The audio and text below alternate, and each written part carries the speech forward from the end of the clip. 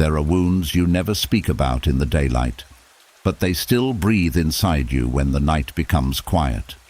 They show up in the way you overthink, in the way you expect people to leave, in the way you apologize too quickly, hold your breath too often, and feel responsible for things that were never yours to carry.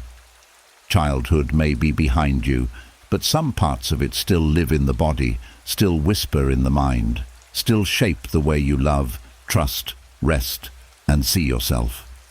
And maybe that is why sleep has not always felt like peace, because when the world becomes silent, the old memories get louder. The younger version of you returns, the one who needed comfort but learned to be quiet, the one who needed protection but learned to be strong, the one who needed kindness but learned to survive on silence, not because you were broken, but because you were forced to become strong before you were ever taught how to feel safe.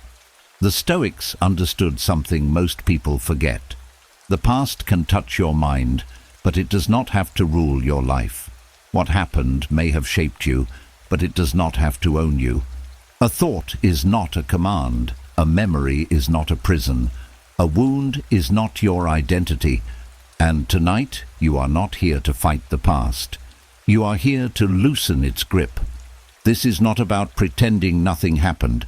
It is not about forcing forgiveness. It is not about becoming cold, numb, or emotionless. This is about learning how to lay down the pain that your younger self carried for too long. It is about meeting the child inside you with calm instead of shame, with wisdom instead of fear, with patience instead of blame. Tonight, these 4 hours are for release. 4 hours to soften the old fear. 4 hours to quiet the inner critic that was born from other people's voices. 4 hours to breathe through memories without becoming trapped inside them. 4 hours to let the mind return to what the Stoics called the only place of true freedom, the present moment. So as you settle in, let the day fall away. Let the roles fall away. Let the need to prove, explain, defend, and carry everything fall away. You are not that helpless child anymore. You are not living inside that old room anymore. You are here. You are breathing. You are safe enough to rest.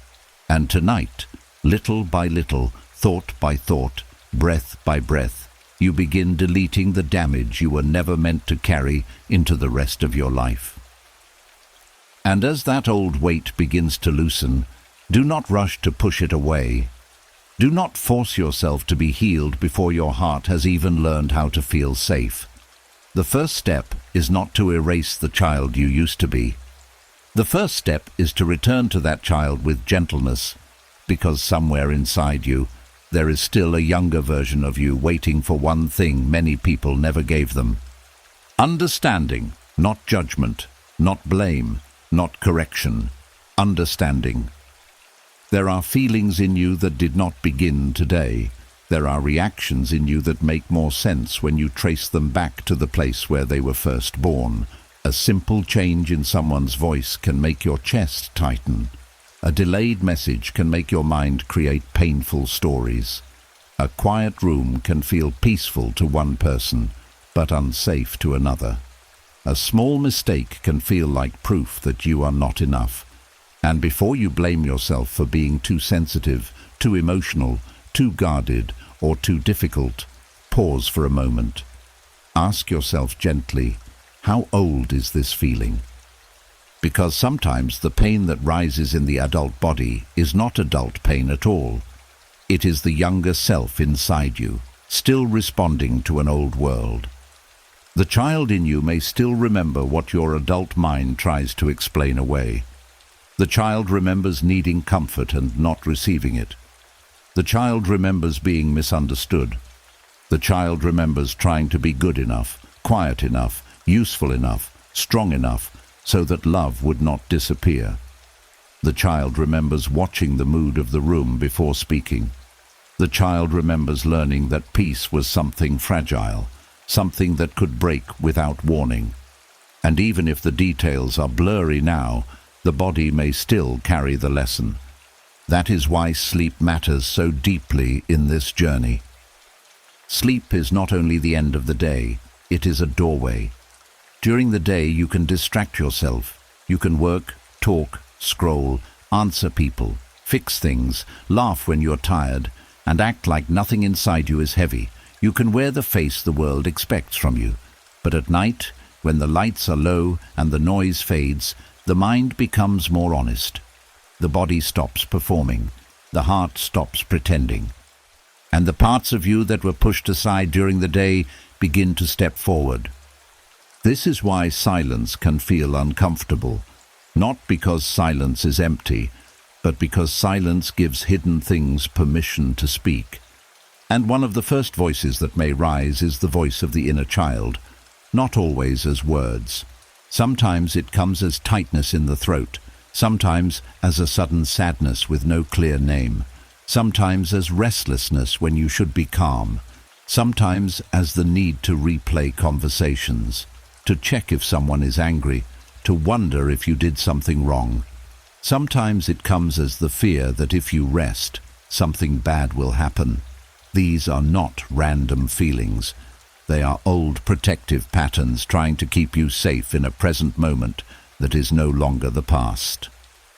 The Stoic path does not ask you to hate these patterns. It asks you to see them clearly, because what you can see clearly, you can begin to separate from. And what you can separate from, you no longer have to obey blindly. A Stoic does not become peaceful by pretending pain never existed. A Stoic becomes peaceful by learning the difference between what happened and what is happening now. The past may have shaped the first language of your nervous system, but it does not have to write every sentence of your future. A memory can visit without becoming your master. A feeling can rise without becoming your identity. A wound can be honored without being allowed to drive your life.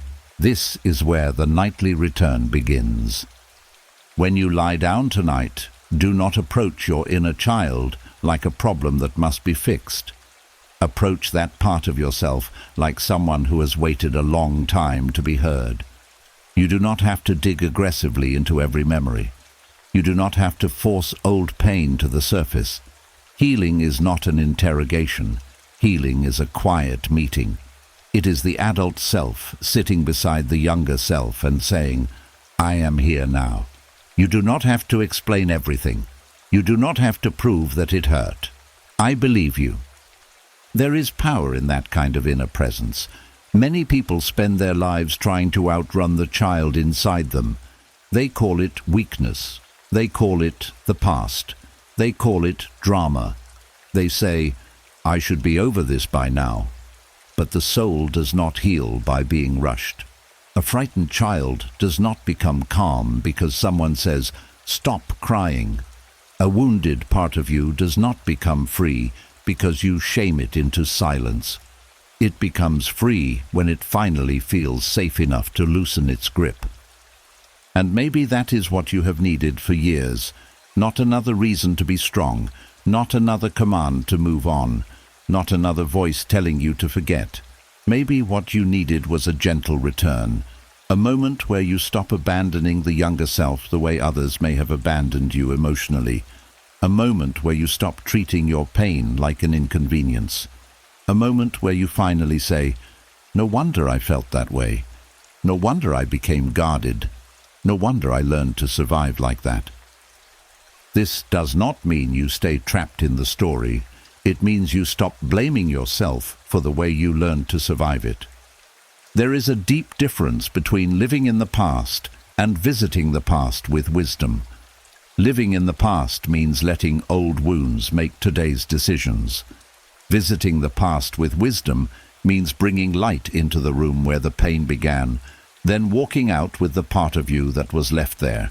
You are not returning to become wounded again.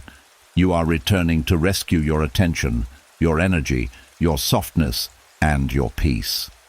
That younger version of you may have carried things no child should have had to carry. Fear that belonged to adults.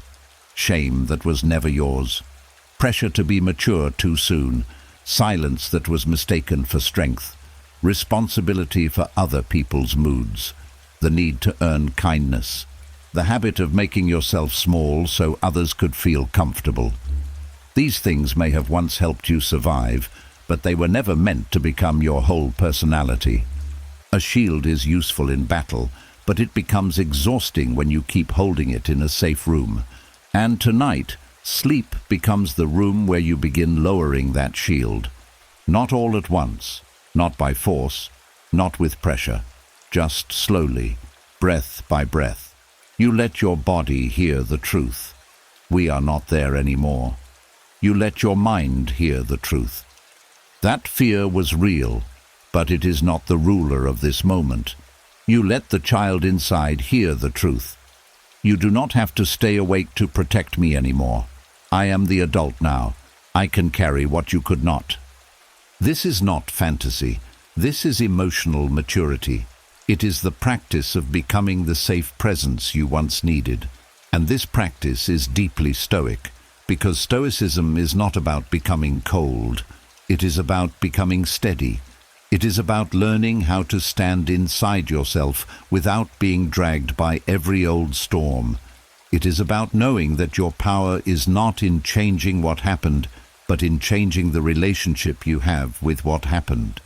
The past may still knock, but you do not have to open the door in fear. You can open it with wisdom. You can say, I remember, I understand, but I do not live there anymore. As the body moves towards sleep, the mind becomes softer.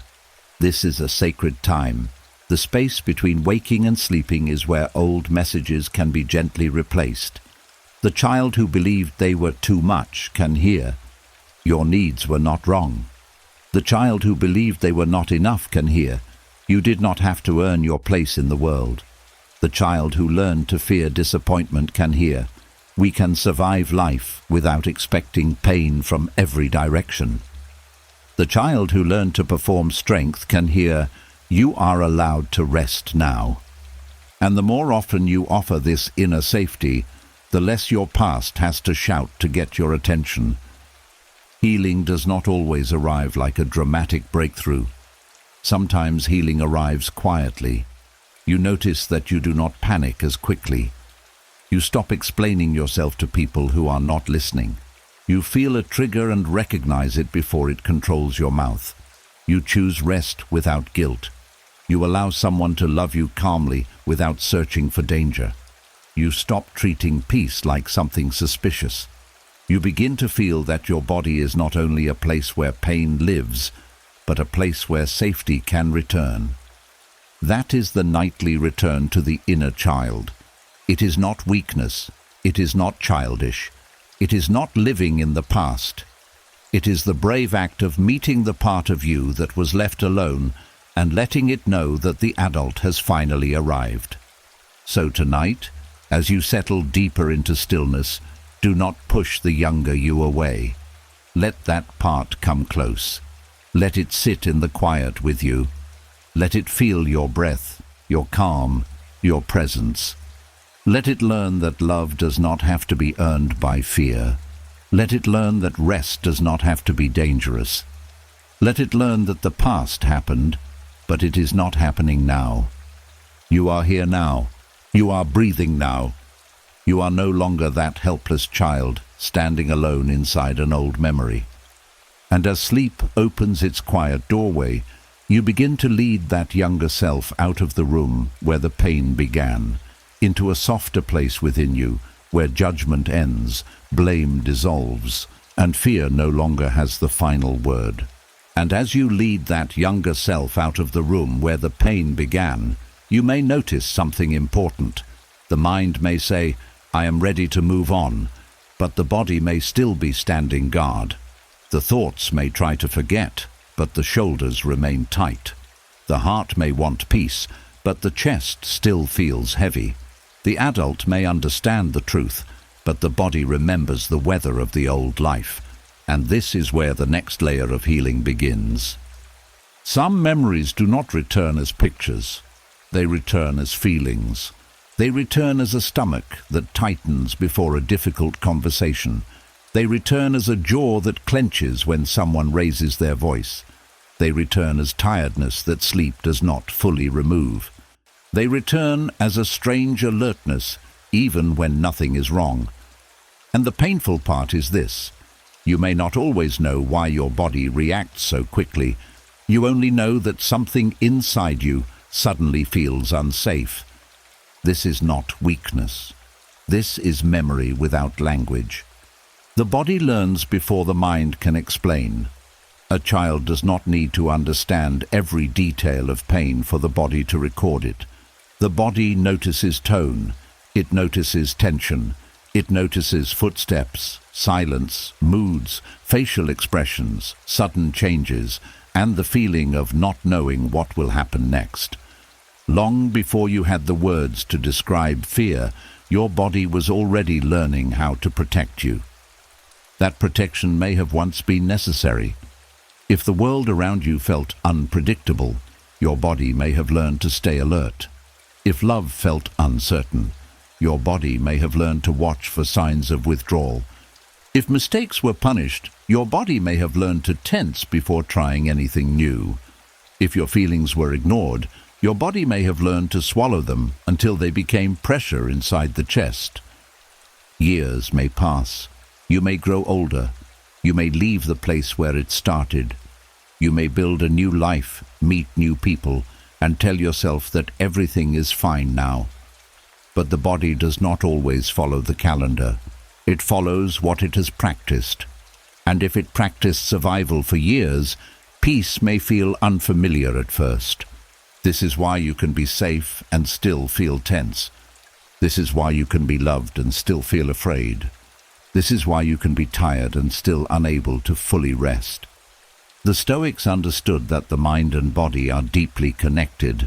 They may not have used the language we use today, but they knew that a troubled mind can disturb the whole person. Epictetus taught that people are not only disturbed by events, but by the meanings they attach to them. But sometimes those meanings are not just thoughts in the head.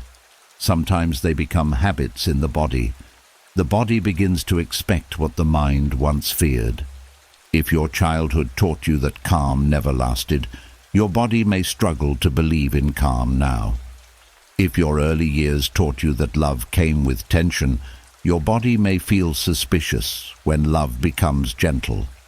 If you were taught to stay small, your body may tighten when you try to speak honestly. The mind may know, "I have a right to say this," but the body may still whisper, "Be careful."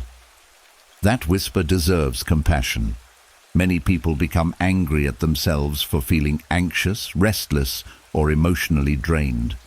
They say, "Why am I like this? Why can't I just relax? Why do I always feel on edge?" But the better question is not, "What is wrong with me?" The better question is, "What did my body learn to protect me from?" That question changes everything, because when you ask it, you stop treating your body like an enemy. You begin to see it as a loyal guard that stayed awake for too long. It has been trying to keep you alive, accepted, prepared, and protected. It may not always choose the right method now, but its original purpose was survival. Your tension is not proof that you are broken. Your restlessness is not proof that you are failing. Your exhaustion is not proof that you are lazy. They may be signs that your body has been carrying old alarms long after the danger ended. This is why deep healing cannot be only mental. You cannot think your way out of every wound. You cannot simply tell the body, "Forget it," and expect it to obey. The body needs repetition. It needs safety again and again. It needs calm experiences that slowly teach it, "This moment is different. This person is different. This room is different. This night is different." And sleep is one of the gentlest places to teach that lesson. At night, when you lie still, the body finally has a chance to speak. Notice where it holds the day. Maybe the forehead is tight from thinking too much. Maybe the shoulders feel lifted, as if you are still bracing for impact. Maybe the stomach feels guarded. Maybe the hands are restless. Maybe the breath stays high in the chest instead of sinking deeply. These are not random details. They are messages. Do not attack them. Do not rush them. Listen to them. A Stoic practice begins with awareness, not panic, not drama. Awareness.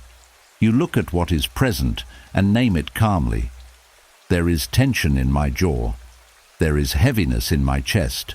There is alertness in my body. There is tiredness behind my eyes. When you name what is happening, you create space between you and the sensation. You are no longer swallowed by it. You are witnessing it. And what is witnessed with calm often begins to soften. The body does not relax because you command it. It relaxes when it trusts you. And trust is built through patience.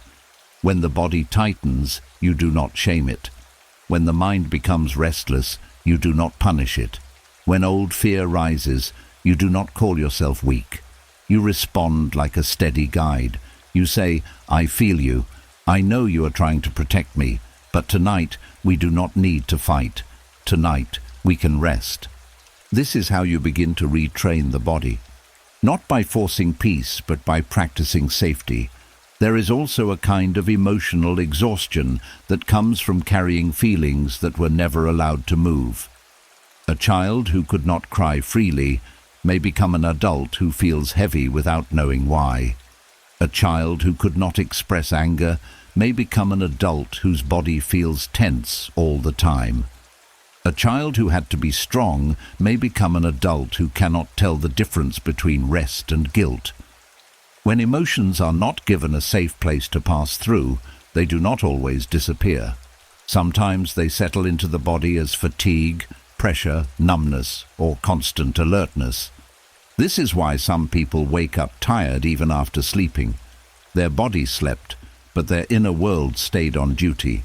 Their eyes closed, but the nervous system kept checking for danger. Their mind drifted, but something deeper remained guarded. Tonight, the invitation is different. You are not asking your body to forget everything at once.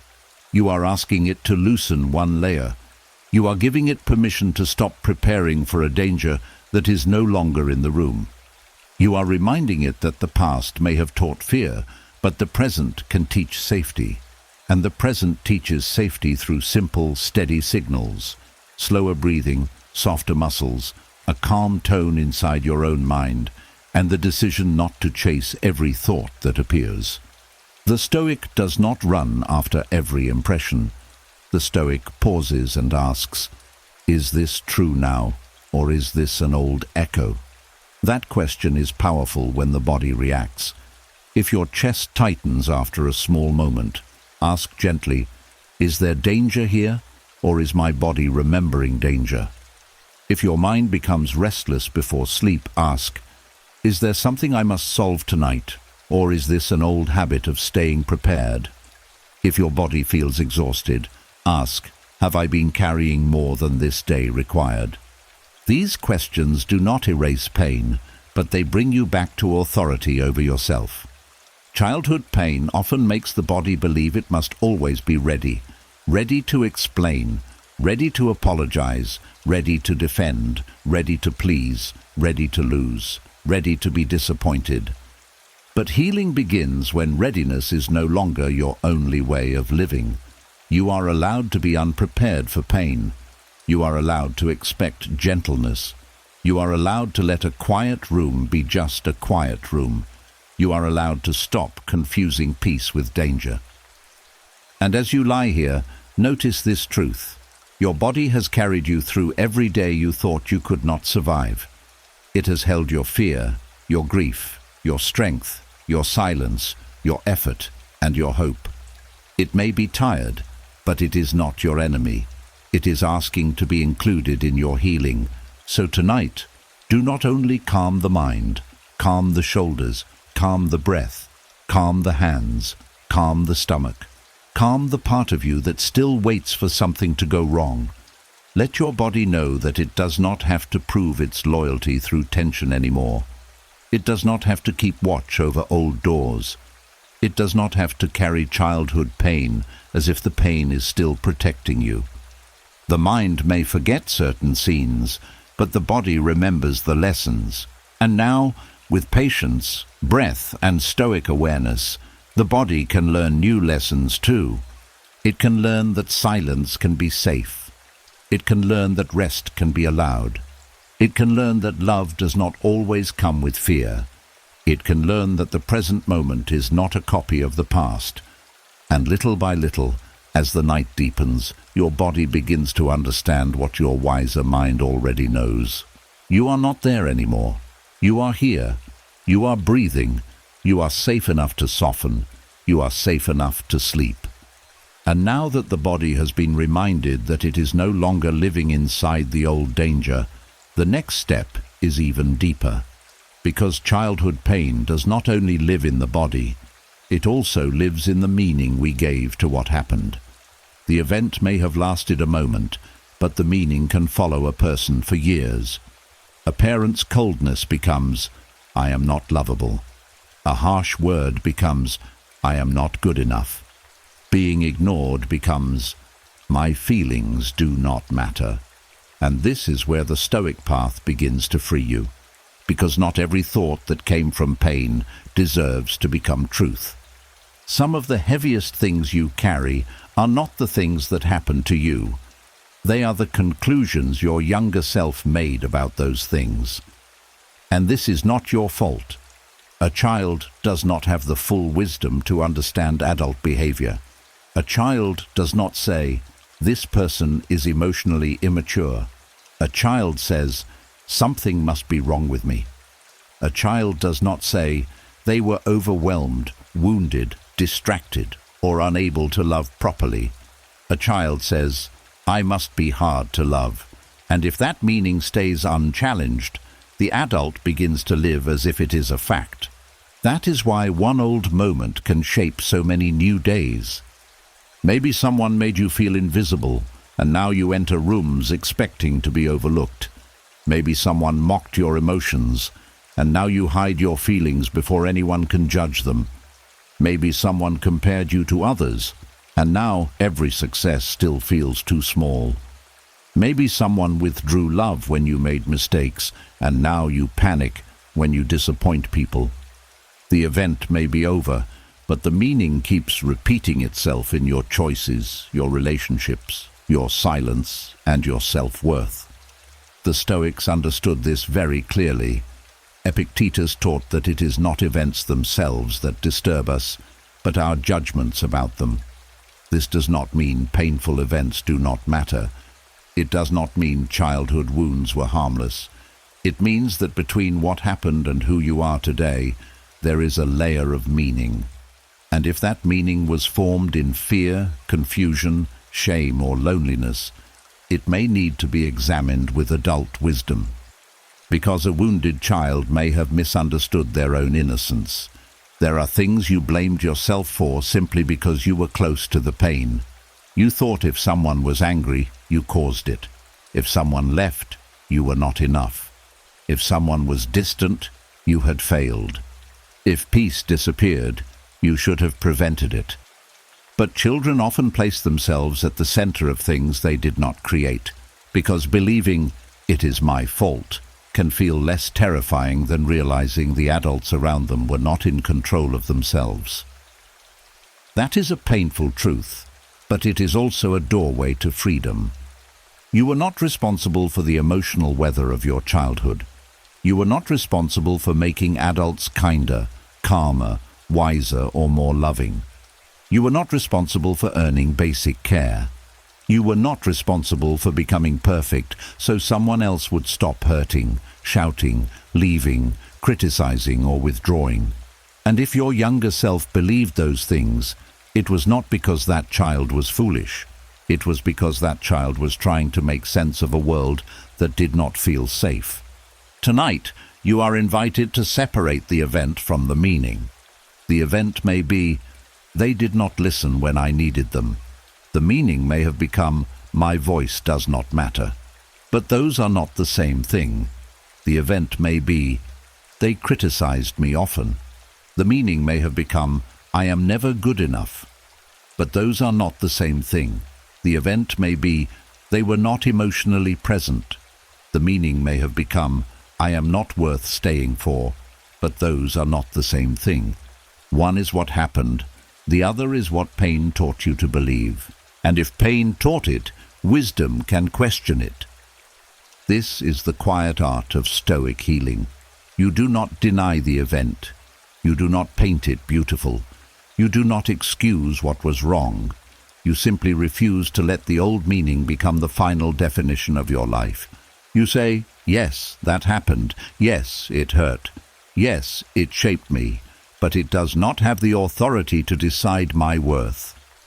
There is a strength in that sentence that many people never learn, because so much suffering comes from confusing experience with identity.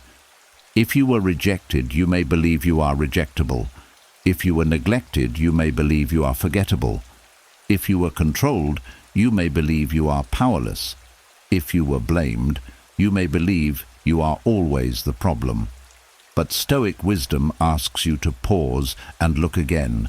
It asks, is this truly who you are, or is this the label pain placed on you? That pause can change your life. When an old memory rises at night, do not only ask, what happened?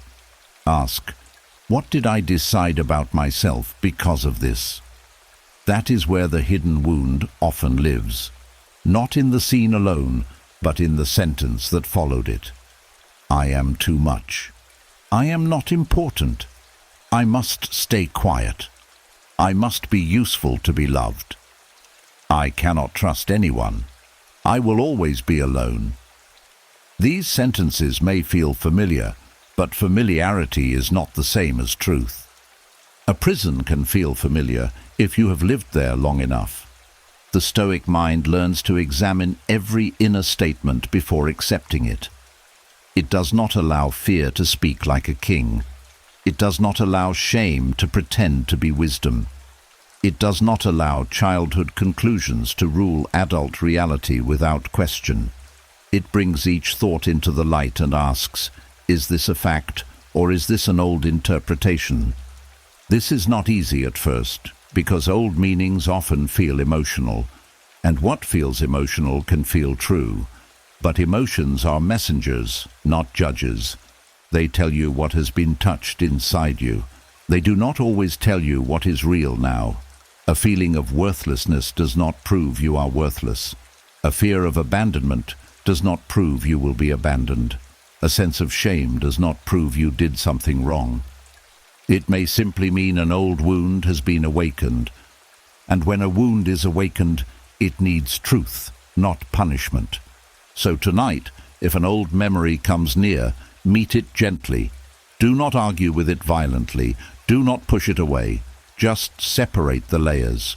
Say to yourself, this is the event. This is the meaning I carried. And now I am allowed to choose a wiser meaning. If the event was being ignored, the wiser meaning may be, they lacked the capacity to see me, but I was still worthy of attention. If the event was being criticized, the wiser meaning may be, their harshness was not proof of my failure. If the event was being left alone, the wiser meaning may be, I deserved support, even when I did not receive it. This is how the mind begins to reclaim authority, not by changing the past, but by changing the verdict. Many people spend their lives walking around with a sentence passed by someone who never had the right to judge their soul. A careless adult spoke, and the child believed it. A family pattern repeated, and the child absorbed it. A painful silence happened, and the child gave it meaning. But now the adult self can return and say, that verdict is cancelled. That label is not mine. That meaning was born in pain, and I no longer agree with it. This is not pretending. This is correction. The Stoics practiced this kind of correction every day. They knew the mind could be trained. They knew first impressions were not always final truth. A thought arrives. A feeling rises. A memory speaks. But you do not have to bow immediately. You can step back. You can examine. You can choose. That choice is where freedom begins. Childhood may have given you certain first impressions about yourself, but adulthood gives you the power to question them. Maybe you were not difficult. Maybe you were a child with needs. Maybe you were not weak. Maybe you were overwhelmed and unsupported. Maybe you were not unlovable. Maybe some people around you did not know how to love without causing pain. Maybe you were not too sensitive. Maybe your heart was simply awake in a place where gentleness was missing. Let that truth move slowly through you. Do not rush it. The mind may resist at first because old meanings become familiar paths. But every time you challenge them with compassion, you build a new path. Every time you refuse to call yourself the problem, you weaken the old chain. Every time you separate what happened from who you are, you return one piece of yourself back to the present. And this matters deeply for sleep, because night often brings old meanings to the surface. When the day ends, the mind may replay moments that made you feel small, unwanted, guilty, or unsafe. But tonight, you do not have to follow those thoughts into the same old conclusion. You can pause before the meaning forms. You can say, "This is an echo. This is not my identity. This is a wound asking to be understood, not a truth asking to be obeyed." That one pause is a form of inner freedom, and with each pause, the past loses some of its power to define you. You are not the coldness you received. You are not the silence that surrounded you. You are not the criticism that entered your mind. You are not the rejection that made you question your value. You are not the confusion of a child trying to understand adult pain. You are the one who can now look back with wisdom and say, "That was real, but it was not the whole story of me." So as you move deeper into rest, let this lesson settle gently. The event happened in time, but the meaning can be changed in awareness. The memory may remain, but the identity built from it can dissolve. The past may have spoken loudly, but it does not get the final word. Tonight you begin to take back the meaning of your own life. Not from anger, not from denial, not from pretending it did not matter, but from the quiet, stoic strength that says, "I cannot change what happened, but I can stop letting it decide what I am worth." And in that moment, something old begins to loosen. The child who believed they were the problem can finally breathe. The body that carried shame can soften. The mind that repeated the old sentence can become still. Because the truth is simple but powerful. What happened to you may be part of your story, but it is not the measure of your value. And as you begin to separate the event from the meaning, another truth slowly rises. Some of the deepest wounds did not come from what was said. They came from what was missing. No shouting, no obvious breaking point, no single scene you can point to and say, "This is where it all began." Just years of being near people who saw your face but did not notice your heart.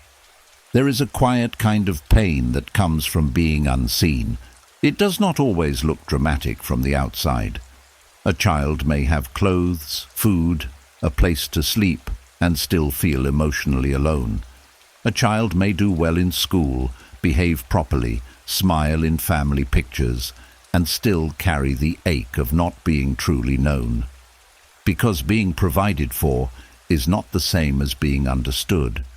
Being around people is not the same as being emotionally held. And being told to be grateful does not erase the hunger for warmth.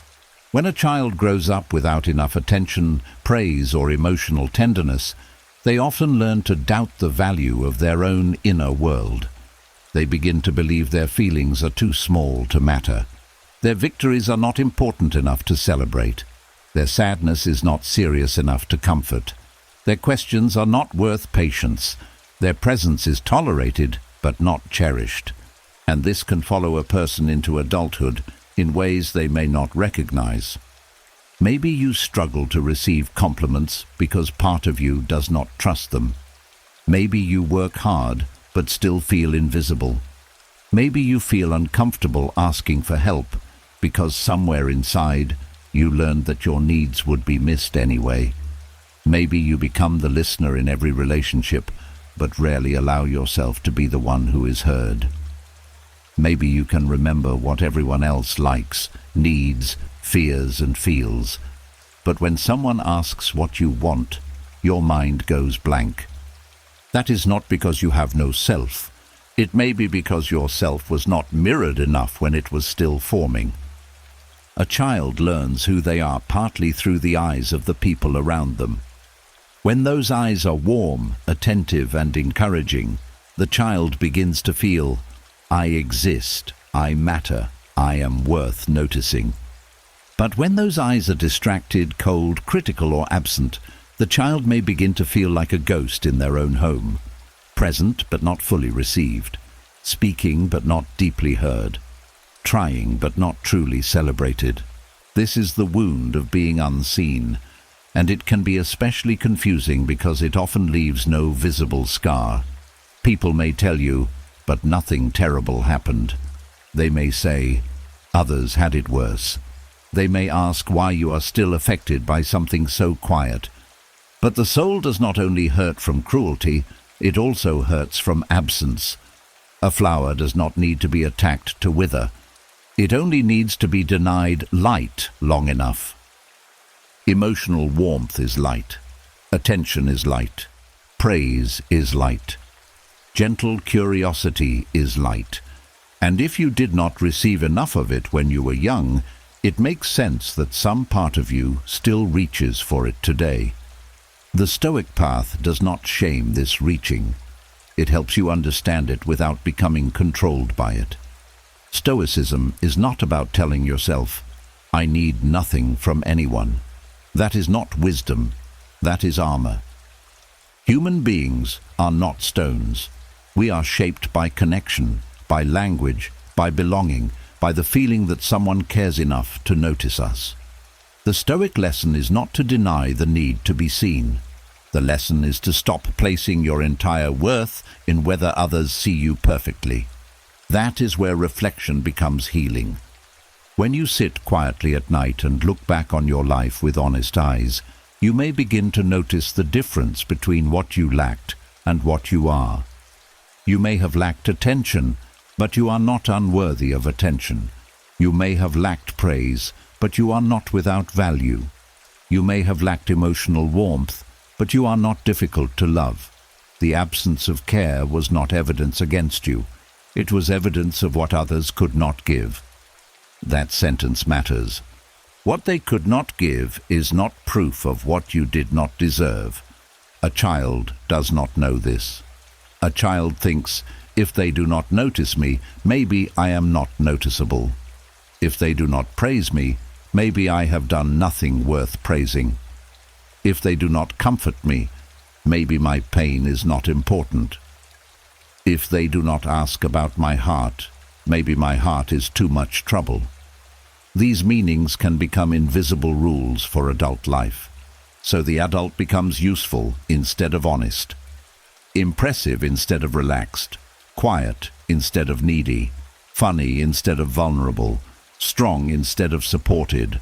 They learn to earn attention by achieving, helping, entertaining, fixing, or disappearing. But deep down, the old hunger remains. Will anyone see me without me having to perform? And tonight, Stoic reflection asks you to stop performing for a moment. Not for the world, not for family, not for approval, not for praise. Just pause and look at yourself as you are. The tired self, the quiet self, the part that has been carrying so much without applause, the part that kept going when no one noticed, the part that learned to clap for others while secretly wishing someone would clap for them too. Do not judge that wish. It is not vanity. It is a human longing to be recognized. But recognition must begin inside, or you will always be hungry in the presence of others. This does not mean outside love does not matter. It means you stop making other people the only mirror. If they notice you, you are grateful. If they miss you, you do not disappear from yourself. If they praise you, you receive it. If they withhold it, you do not collapse. This is the Stoic balance, open to warmth, but not enslaved by its absence. At night you can practice this gently. You can review the day and ask, where did I abandon myself because I wanted to be noticed? Where did I hide my true feeling because I feared being ignored?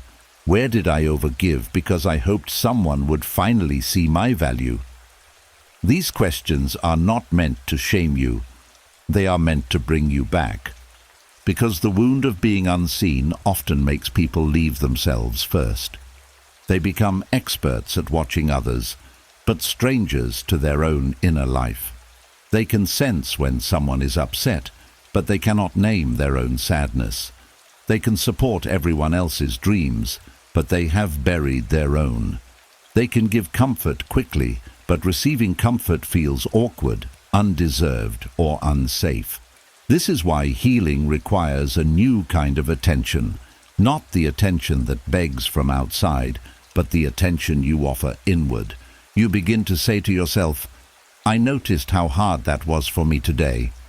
I noticed how much courage it took to speak. I noticed how tired I am. I noticed that I wanted kindness. I noticed that I did well, even if no one praised me. These simple statements may feel strange at first, but they are powerful. You are teaching your inner world that it no longer has to be invisible to you. This is not self-obsession. It is self-return. Marcus Aurelius wrote many reflections not for public applause, but to steady his own soul. He looked inward honestly. He corrected himself, encouraged himself, reminded himself of what mattered. That is what reflection can become for you too. A quiet place where you stop waiting for the world to finally say the words your childhood needed, and you begin speaking truth to yourself with steadiness and care. You can become the witness you were missing, not in a loud way, not by pretending you no longer need anyone, but by refusing to abandon your own heart. When old pain says, nobody sees me, you can answer, I see me.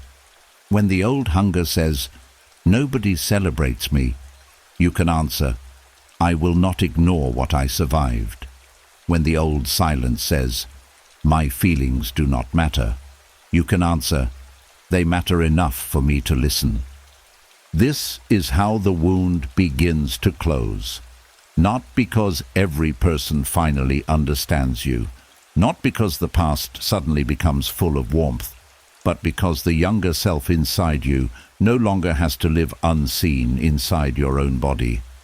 And as sleep comes closer, let this truth settle softly. You were always more than what people noticed. You were more than the praise you did or did not receive. You were more than the emotional warmth that was missing. Your worth was never created by attention, so it cannot be destroyed by neglect. You may have grown up unseen, but you do not have to keep living unrecognized by yourself. Tonight, let your own awareness become a gentle light.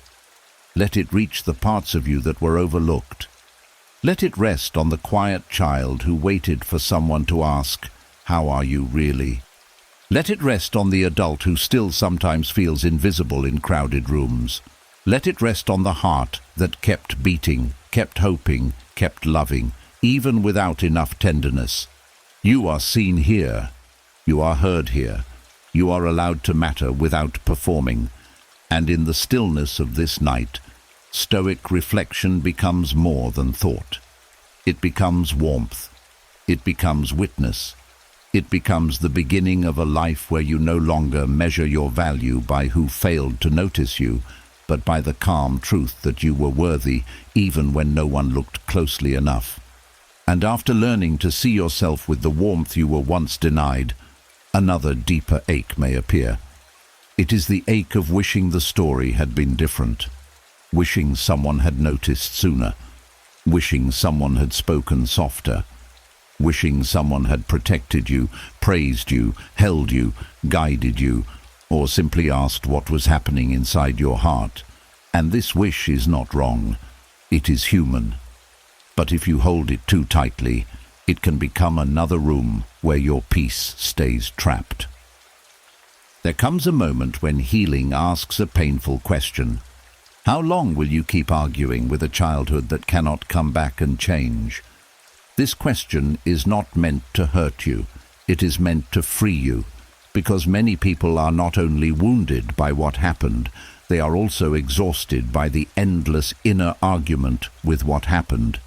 The mind keeps returning to the same place, saying, "It should not have been that way. They should have known better. I should have been loved differently. Someone should have saved me. Someone should have seen what I was carrying." And every one of those statements may be true. But truth alone does not always bring peace if the mind uses it to keep fighting a closed door. The past may deserve your honesty, but it does not deserve your whole life. This is one of the hardest Stoic lessons, because it can feel unfair at first. Why should you be the one to release something you did not create? Why should you be the one to carry the work of healing when you were not the one who caused the wound? Why should peace require anything from you after childhood already took so much? These questions make sense. They are not weakness. They are the voice of a heart that wanted justice, repair, and tenderness. But Stoicism gently brings you back to the one place where your power still lives. Not in what should have happened, not in what someone should have said, not in the childhood you deserved but did not receive. Your power lives in what you choose to do with your mind now. That does not mean the past was acceptable. It does not mean you excuse neglect, cruelty, absence, coldness, or confusion. It does not mean you pretend the pain was small. Acceptance is not approval. Acceptance is the moment you stop spending your living energy trying to rewrite a page that has already been printed. You can mourn the page. You can understand it. You can learn from it. But you cannot keep bleeding over it forever and call that loyalty to yourself. Sometimes the deepest loyalty to yourself is finally saying, "I will not keep losing my present to something I cannot change." The need for a different childhood often hides inside simple moments. You may see another family showing affection, and something inside you aches. You may hear someone talk about being supported as a child, and suddenly your chest feels heavy. You may watch someone receive the kind of love that came easily to them, and a quiet voice inside you says, "Why not me?" That voice is not selfish. It is grief. It is the younger part of you recognizing what was missing. Do not shame that grief, but do not build a home inside it either. Grief must be allowed to move, not rule. It must be heard, not crowned. You can say, "Yes, I wish it had been different." You can say, "Yes, I deserved more warmth." You can say, "Yes, I lost something real." But after that, a second truth must be allowed to enter. Even though I did not receive what I needed then, I can begin giving myself what I need now. That is where peace begins. Peace does not begin when the past finally makes sense. Some things may never fully make sense. Peace does not begin when every person apologizes. Some people may never have the courage, memory, humility, or awareness to admit what they failed to give. Peace does not begin when your childhood suddenly feels fair.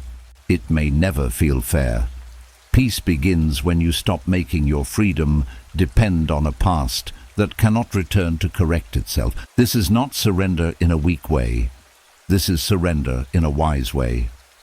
The Stoics called this learning to distinguish what is within your control and what is not. You cannot control the family you were born into. You cannot control the emotional tools your caregivers did or did not have. You cannot control how aware they were, how gentle they were, how wounded they were, or how much they understood your heart. You cannot go back and place love where silence lived. You cannot go back and make someone softer, but you can control the meaning you continue to feed. You can control how often you return to the old argument. You can control whether the past becomes a teacher or a prison. A prison repeats the same pain. A teacher reveals the lesson and lets you walk forward. Many people confuse healing with getting the childhood they wanted from the people who failed to give it. They wait for the perfect apology, the perfect conversation, the perfect explanation, the perfect moment where someone finally says, "I see what I did. I see how it hurt you. I should have loved you better." And yes, that would be beautiful. It would be deeply relieving. But if your peace cannot begin until that moment happens, then your peace is still locked in someone else's hands, and your soul has waited long enough outside other people's doors. The Stoic does not deny the desire for repair.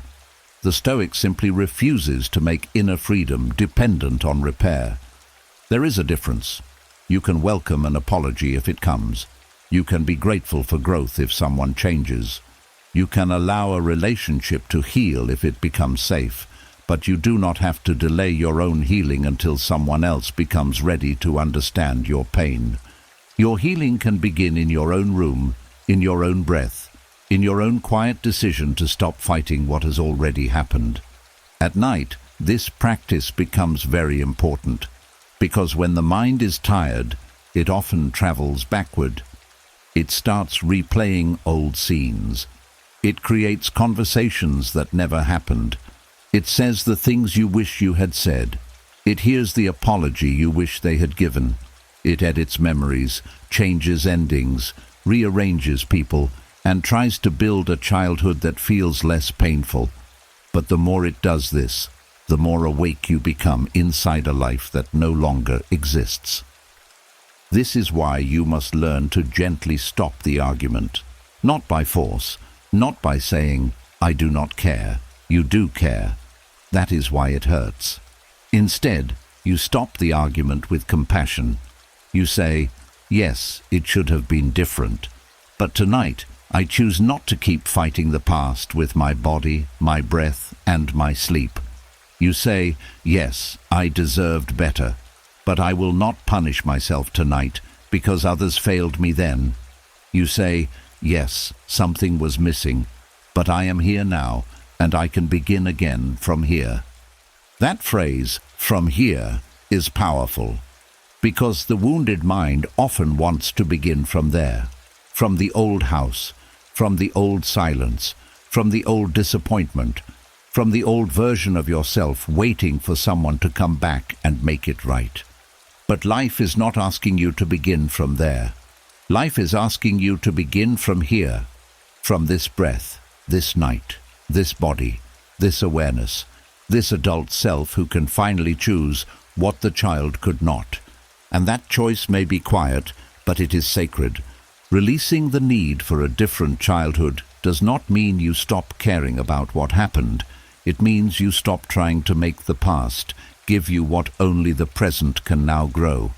It means you stop asking a dry well for water. It means you stop returning to people, memories, or fantasies that cannot feed the part of you that is hungry. It means you turn toward what is still possible. And much is still possible. It is still possible to learn safety. It is still possible to receive love. It is still possible to become gentle with yourself. It is still possible to build relationships where your feelings are not treated like a burden. It is still possible to rest without fear. It is still possible to become the kind of adult your younger self needed. It is still possible to live a life that is not just a reaction to what hurt you. Your childhood may have shaped the beginning, but it does not own the ending. This is where Stoic peace becomes different from ordinary comfort. Ordinary comfort wants life to have been easier. Stoic peace says, "Even though it was not easy, I can still become free." Ordinary comfort says, "Someone should have protected me." Stoic peace says, "I can protect my mind now." Ordinary comfort says, "I lost years." Stoic peace says, "I will not lose the years still in front of me." Let that enter you slowly. You may have lost tenderness. You may have lost ease. You may have lost the feeling of being carefree. You may have lost parts of childhood that should have been soft. But you do not have to keep losing today. You do not have to keep handing every quiet night to the same old sorrow. You do not have to keep measuring your future by the poverty of love in your past. Tonight, you can mourn without drowning. You can remember without returning. You can accept without excusing. You can release without betraying the child who suffered, because that child does not need you to keep suffering to prove the pain was real. That child needs you to live in a way that proves the pain did not win. So as sleep comes closer, let your heart speak honestly. I wish it had been different. Let that sentence be true. Let the sadness of it be real. Then, when you are ready, add another sentence beside it. But I am allowed to build peace from what remains. That is the turning point. Not the denial of the wound, but the end of the argument. The past is not changing tonight, but your grip on it can change. The old story is not being rewritten, but the way it lives inside you can soften. The childhood you wanted may never arrive, but the adult you are becoming can give your life something new now. And in the deep quiet of this night, you stop waiting for yesterday to become kinder before you allow yourself to rest. You stop asking memory to return what it took. You stop standing at the locked door of what should have been. You turn around, slowly, gently, and finally walk back into the present. Because peace begins here, not in the childhood you deserved, not in the apology you may never receive, not in the family you wish had existed, but here, in this breath, in this body, in this moment where you decide that what happened will be honored, but it will no longer be allowed to hold the rest of your life hostage. And once you stop arguing with the childhood you could not change, another truth begins to appear in the quiet. You may realize that survival did not only teach you to endure, it taught you to disappear, not fully from the world, but from your own voice. You learned when to speak less, when to swallow the truth, when to smile instead of explain, when to agree just to keep the room calm. And maybe for a long time, silence felt safer than being honest. There is a silence that looks peaceful from the outside, but inside it is full of things never said. A child does not choose silence because they have nothing to say. Often, a child chooses silence because speaking once cost too much. Maybe your feelings were dismissed. Maybe your tears were treated like trouble. Maybe your questions were met with anger. Maybe your opinions were laughed at. Maybe you learned that honesty created tension, and tension made the house feel unsafe. So little by little you began to hide your inner world. Not because it was empty, but because it was precious, and no one around you handled it with care. This is how the quiet child is made, not in one moment, but through many small lessons. A look that said, "Not now." A tone that said, "Do not start." A room that changed when you expressed pain. A parent who became cold when you had needs. A family that rewarded obedience more than honesty. A childhood where peace depended on your ability to become easy, agreeable, and silent. And because a child needs connection to survive, the child learns quickly. If I tell the truth, people may leave.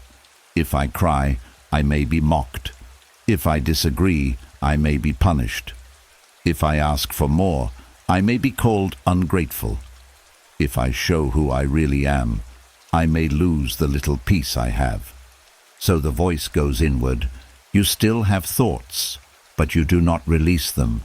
You still have feelings, but you press them down.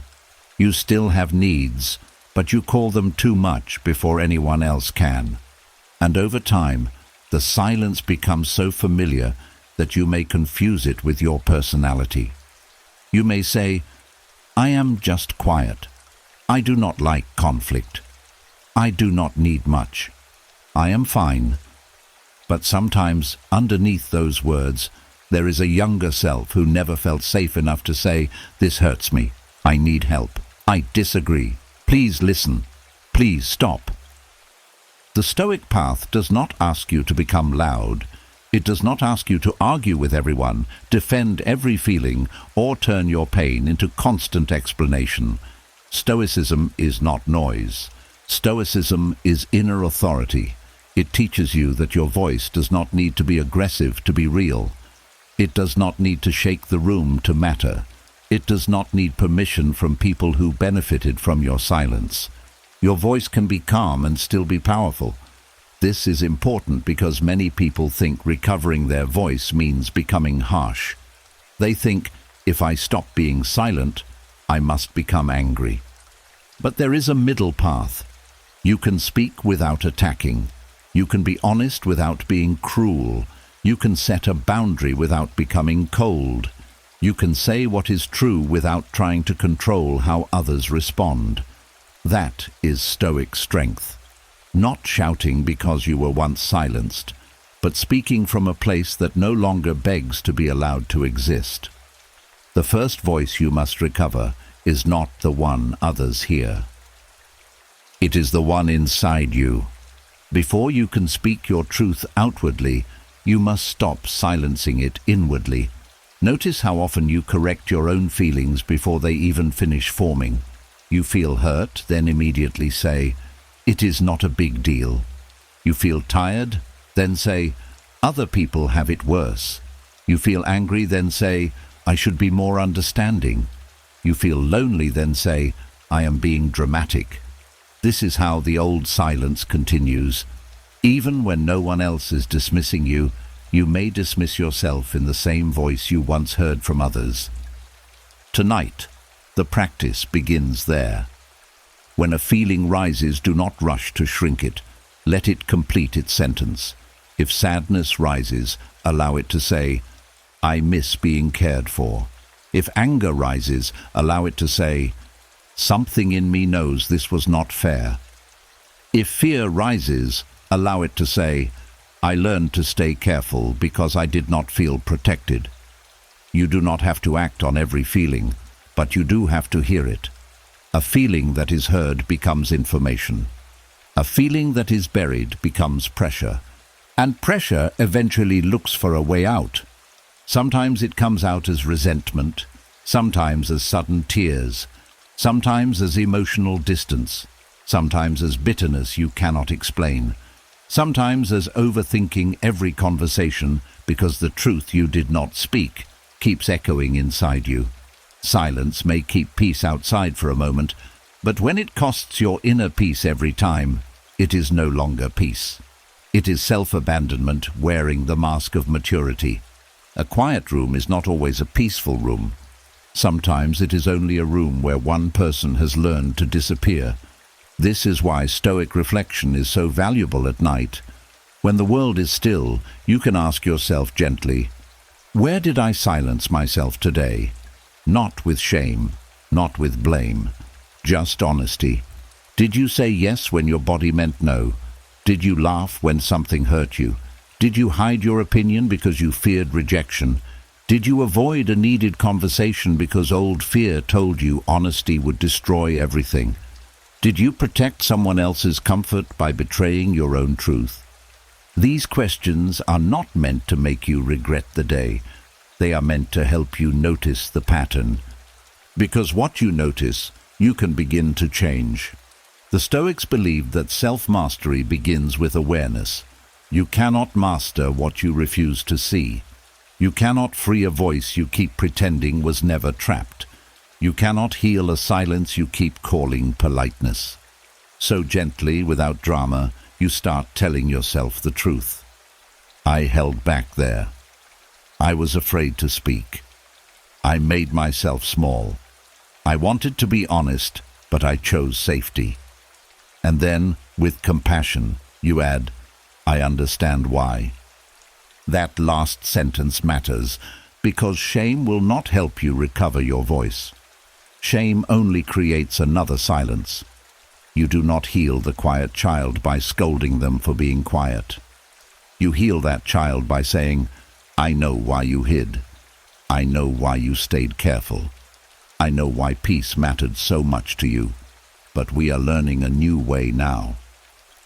A new way does not begin with a loud speech. It begins with small, honest sentences. I need time to think. That does not feel right to me. I am not comfortable with that. I see it differently. I cannot do that today. I was hurt by what happened. I need rest. These sentences may look simple, but to someone who learned silence early, they can feel like lifting a heavy stone. The body may tighten. The heart may race. The mind may warn you that something bad will happen. That does not mean you are wrong to speak. It means your body is remembering the old cost of honesty. So speak gently, but do not abandon yourself. The goal is not to win every conversation. The goal is to return to your own side. Some people may not like your voice when it returns, especially people who are comfortable with your silence. They may call you difficult, sensitive, changed, selfish, or dramatic, but sometimes you have changed simply means you are no longer as easy to control, and that should not frighten you. Growth often disturbs systems that depended on your self-erasure. The Stoic does not speak to be praised. The Stoic speaks because truth is part of dignity. This does not mean every truth must be spoken to every person. Wisdom knows timing. Wisdom knows tone. Wisdom knows that some people are not safe listeners. Recovering your voice does not mean handing your deepest self to those who have shown they cannot hold it with care. Sometimes your voice is used outwardly. Sometimes it is used inwardly. Sometimes it says, I will not explain myself to someone committed to misunderstanding me. Sometimes it says, I will walk away. Sometimes it says nothing aloud, but inside it stands firm. Silence chosen from strength is different from silence forced by fear. That difference is everything. If you choose silence because speaking would be unwise, that is power. If you choose silence because you are afraid you do not have the right to exist honestly, that is an old wound. Stoic reflection helps you learn the difference. It teaches you to ask, am I being quiet because this moment does not deserve my energy, or because I still believe my truth is dangerous? That question can guide you back to freedom. As sleep comes closer, let the throat soften. Let the jaw unclench. Let the chest loosen around all the words it has stored. You do not have to say everything tonight. You do not have to confront everyone. You do not have to solve every relationship. But you can begin by admitting to yourself what is true. You can let the hidden sentence rise in the privacy of your own heart. You can say, I was hurt. I was lonely. I wanted warmth. I needed protection. I learned to be quiet, but I was never empty. And maybe that is the most important truth. You were never empty. You were full of thoughts, full of feelings, full of needs, full of questions, full of wisdom that had not yet found a safe place to land. Your silence was not proof that nothing was there. It was proof that something precious was being protected. Now, slowly, with patience, you can let that precious part breathe again. You do not recover your voice in one night. You recover it each time you stop lying to yourself. Each time you honor a feeling before burying it. Each time you say no without writing a long apology. Each time you let your needs matter. Each time you choose truth over performance. Each time you allow your inner child to speak without fear of being punished inside your own mind. And in the quiet of this night, you can offer that child a new promise. You do not have to disappear for peace anymore. Because real peace is not the absence of your voice. Real peace is the presence of your truth without war. Real peace is being able to stay connected to yourself, even when others do not understand. Real peace is knowing that your feelings can be spoken, your needs can be named, your boundaries can be held, and your worth does not depend on how comfortably others receive your honesty. So rest now with this awareness. The child who stayed silent did not fail. That child survived. But the adult you are becoming does not have to keep surviving the same way. Your voice is returning, quietly, steadily, wisely, not to create conflict, but to end the conflict inside you. And tonight, as sleep opens around you, the old silence begins to loosen. The words you swallowed no longer have to become tension. The truth you hid no longer has to become loneliness. The feelings you buried no longer have to beg for attention through exhaustion. You are allowed to speak. You are allowed to feel. You are allowed to take up space. You are allowed to exist without asking the room for permission. And as your voice begins to return, quietly and steadily, another part of you must learn how to listen. Because speaking your truth is only one side of healing. The other side is learning how to look at yourself at the end of the day without turning your own mind into a place of punishment. Many people escape the judgment of others only to carry that same judgment inside themselves. The room is quiet, the day is over, the body is tired, but the mind begins its trial. It replays every word, it questions every choice. It accuses you for what you did not do, what you said, what you felt, what you should have known, and what you could have done better.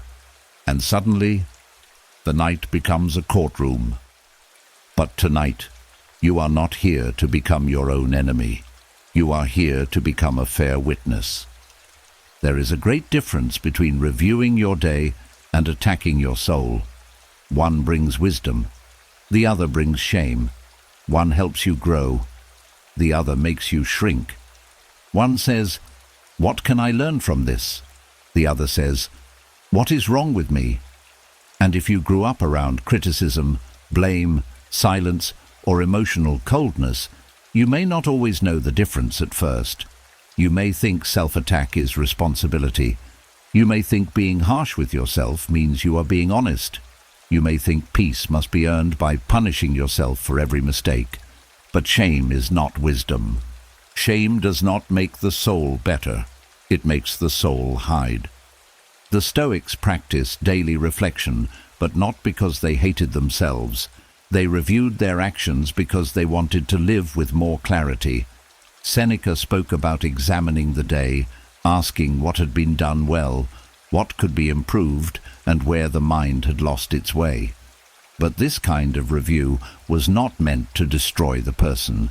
It was meant to train the person. It was not a whip. It was a lamp. That is what your nightly reflection must become. A lamp, not a weapon. When the day ends, your mind may naturally return to moments that felt uncomfortable.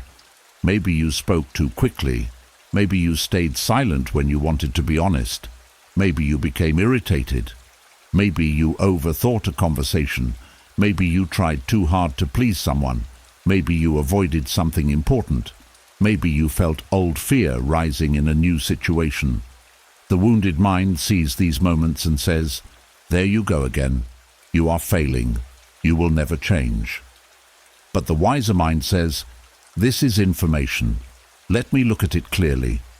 That one shift changes everything. Because the purpose of reflection is not to prove you are bad. The purpose is to understand how you are becoming. Every day gives you evidence.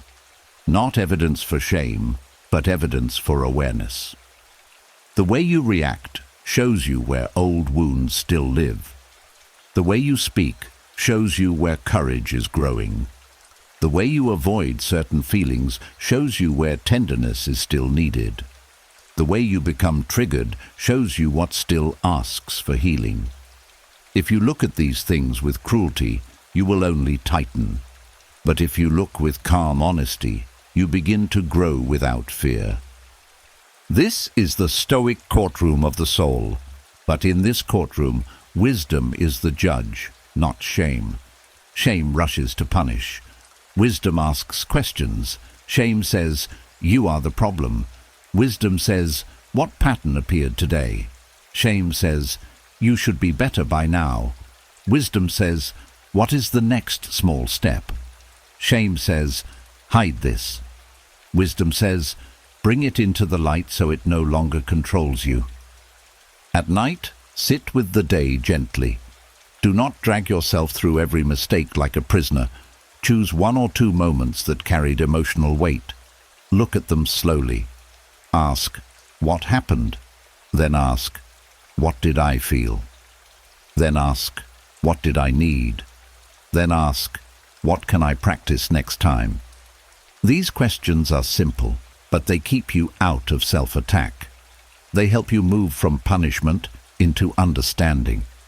For example, maybe you agreed to something you did not want to do.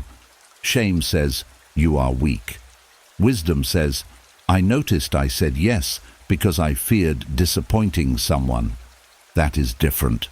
The first sentence closes the heart. The second sentence opens a door. Now you can learn. Now you can say, next time I will pause before answering. That is growth. Maybe you became defensive when someone gave feedback. Shame says, you are too sensitive. Wisdom says, that feedback touched an old place where I used to feel criticized, so my body protected me. Now you can breathe. Now you can separate the present from the past. Now you can choose to respond more slowly next time. Maybe you spent the day feeling tired, distracted, or emotionally heavy. Shame says, you are lazy. Wisdom says, my body may be carrying more than I admitted. Now you can rest without turning rest into guilt. This is how shame becomes wisdom, not by denying the truth, but by changing the tone of the truth. You can be honest without being cruel. You can admit a mistake without calling yourself a failure. You can recognize a pattern without making it your identity. You can regret something without living inside regret. This is important because many people confuse softness with weakness. They think if they stop attacking themselves, they will stop improving. But the opposite is often true. A mind that feels safe can learn. A mind under attack only defends, hides, or collapses. Think of a child learning to walk. If every fall was met with insults, that child would become afraid to move. But if every fall was met with patience, the child would rise again. Your inner life works the same way. If every mistake becomes proof that you are unworthy, you will fear growth. But if every mistake becomes a teacher, you will begin to change with dignity. The Stoic life is not a life without errors. It is a life where errors are used properly. A mistake is not the end of your character. It is a message about where your character needs attention. A reaction is not proof that you are broken. It is a signal that something inside you still needs training, care, or understanding. A difficult day is not a final judgment. It is one page, not the whole book. And tonight, you do not have to put yourself on trial for being human. You can review your day like a wise elder sitting beside a younger traveler. Not mocking them, not shaming them, not saying, how could you? But asking calmly, where did you lose yourself today? Where did you remain steady? What did fear choose? What did wisdom choose? What will you practice tomorrow? This kind of reflection builds inner trust. Because you begin to realize that you can look at your life without destroying yourself. You can tell the truth without becoming unsafe inside your own mind. You can face what needs correction without drowning in self-hatred. And once the mind knows it will not be attacked, it becomes more willing to reveal what is real. That is why the tone of your inner voice matters so much. If the voice inside you sounds like the people who wounded you, then the past is still speaking through your own mouth. If the voice inside you humiliates, dismisses, mocks, or frightens you, then the courtroom of the soul has become unfair. And tonight, you are allowed to change the judge. You are allowed to remove shame from the highest seat, and place wisdom there instead. Wisdom does not say everything is fine when it is not. Wisdom does not excuse harmful choices. Wisdom does not avoid responsibility. But wisdom also understands that responsibility without compassion becomes punishment. And punishment rarely creates peace. It may create fear. It may create performance. It may create silence. But it does not create a free and steady soul. So when you review the day, remember this balance. Be honest, but not hateful. Be clear, but not cruel. Be responsible, but not violent toward your own heart. You are allowed to say, "I could have handled that better," without adding, "I am terrible."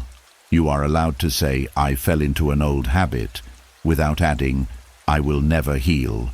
You are allowed to say, "I need to apologize," without adding, "I am unworthy of love."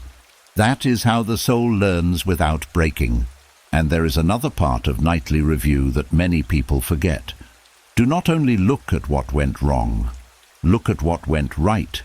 The wounded mind often collects evidence against itself and ignores evidence of growth. It remembers the one awkward sentence and forgets the moment you stayed calm. It remembers the fear and forgets the courage. It remembers the delay and forgets the effort. But Stoic reflection must be fair. A fair review sees both. Ask yourself, where did I show strength today? Maybe you got out of bed when you felt heavy. Maybe you spoke one honest sentence. Maybe you did not react the old way. Maybe you rested instead of forcing yourself beyond your limit. Maybe you noticed a trigger before it controlled you. Maybe you were kind to someone. Maybe you were kind to yourself for just a moment. Do not dismiss these things. Small victories are still victories. A person healing from childhood pain must learn to notice progress in quiet forms. Not every victory is dramatic. Sometimes progress is not sending the long message. Sometimes it is breathing before answering. Sometimes it is leaving the room instead of losing yourself in conflict. Sometimes it is admitting, "I am tired." Sometimes it is choosing sleep over another hour of painful thinking. These things matter. They are signs that wisdom is entering places where shame used to rule. As night deepens, let your review become gentle and clean. Do not carry the whole day into sleep like a heavy bag. Take only the lesson, leave the punishment, take the clarity, leave the insult, take the correction, leave the shame. Say to yourself, "I saw what I needed to see. I will practice again tomorrow. I do not need to suffer all night to prove I care." This sentence can save your peace, because many people think if they stop worrying, they are being careless. If they stop replaying, they are ignoring the problem. If they stop punishing themselves, they are avoiding responsibility. But endless self-attack is not responsibility. It is another form of exhaustion. True responsibility is calm enough to act. It learns, adjusts, repairs where needed, and then rests. The day is over. The lesson can remain. The punishment can end. And as you lie here, let the courtroom become quiet. Let the accusations lose their force. Let the inner judge soften into a wise guide. Let shame step down from the place where it never belonged. You are not here to be condemned tonight. You are here to be corrected with mercy, strengthened with truth, and returned to yourself with patience. You did not live today perfectly. No one does. But you lived. You tried. You noticed. You carried things other people may never see. And now you are allowed to close the day without attacking the person who survived it. So let this night be different. Review the day, but do not wound yourself with it. See the lesson, but do not become the mistake. Hold the truth, but let go of the cruelty. And slowly, night by night, shame becomes wisdom. The mind becomes fair, the soul becomes safer, and sleep becomes not a place where you are judged, but a place where you are gently restored. And as the courtroom of the soul becomes quiet, as shame steps down and wisdom takes its place, something deeper begins to happen. The mind may stop accusing you, but the body may still be holding on. The thoughts may become softer, but the muscles remain tight. The soul may whisper, "I understand now," while the nervous system still says, "Stay ready." This is where healing must move from knowing into feeling, because sometimes the old danger is gone, but your body has not received the message yet. There is a kind of tension that does not come from today. It comes from years of bracing, years of waiting for the mood to change, years of listening for footsteps, tones, silence, criticism, disappointment, or rejection, years of trying to be prepared before pain arrived. And when that kind of alertness becomes normal, rest can feel strange, peace can feel suspicious, stillness can feel unsafe. The body may tighten even when nothing is wrong, because for so long, being ready felt like survival. This is why emotional unclenching matters. It is not just relaxing the shoulders. It is teaching the whole inner world that you do not have to live as if danger is always about to enter the room. A clenched life can look very normal from the outside. You may smile, work, help people, answer messages, and move through the day like everything is fine. But inside, there is a hidden grip. You hold your breath without noticing. You prepare explanations before anyone asks. You check people's faces for signs of anger. You apologize before you understand what happened. You rush to fix discomfort. You become tired from a battle no one else can see. And because this way of living may have started early, you may not even call it fear. You may call it being responsible. You may call it being careful. You may call it being mature.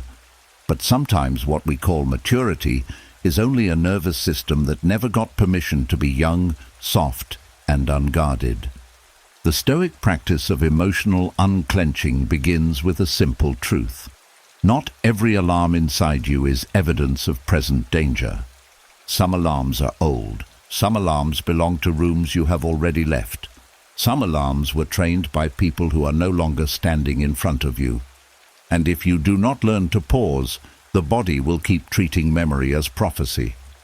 This is where Stoic awareness becomes powerful.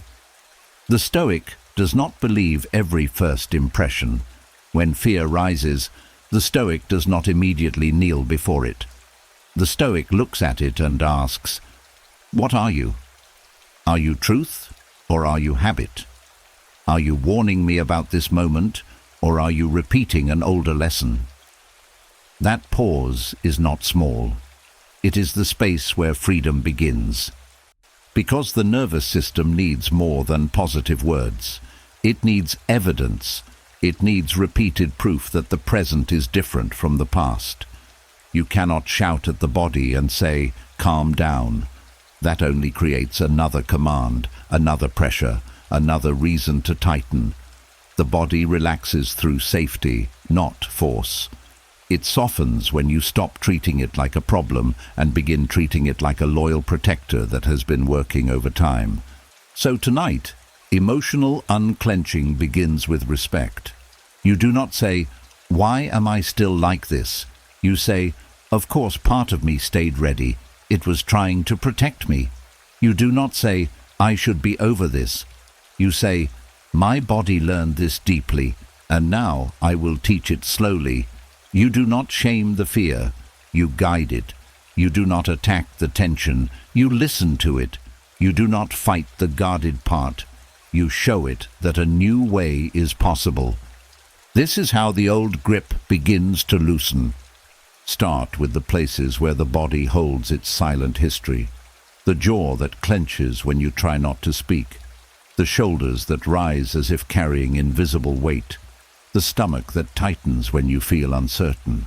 The chest that feels guarded when love comes close. The hands that cannot settle. The breath that stays shallow, as if the body is afraid to fully let go. These places are not failures. They are messengers. And tonight, you do not need to answer every message. You only need to notice.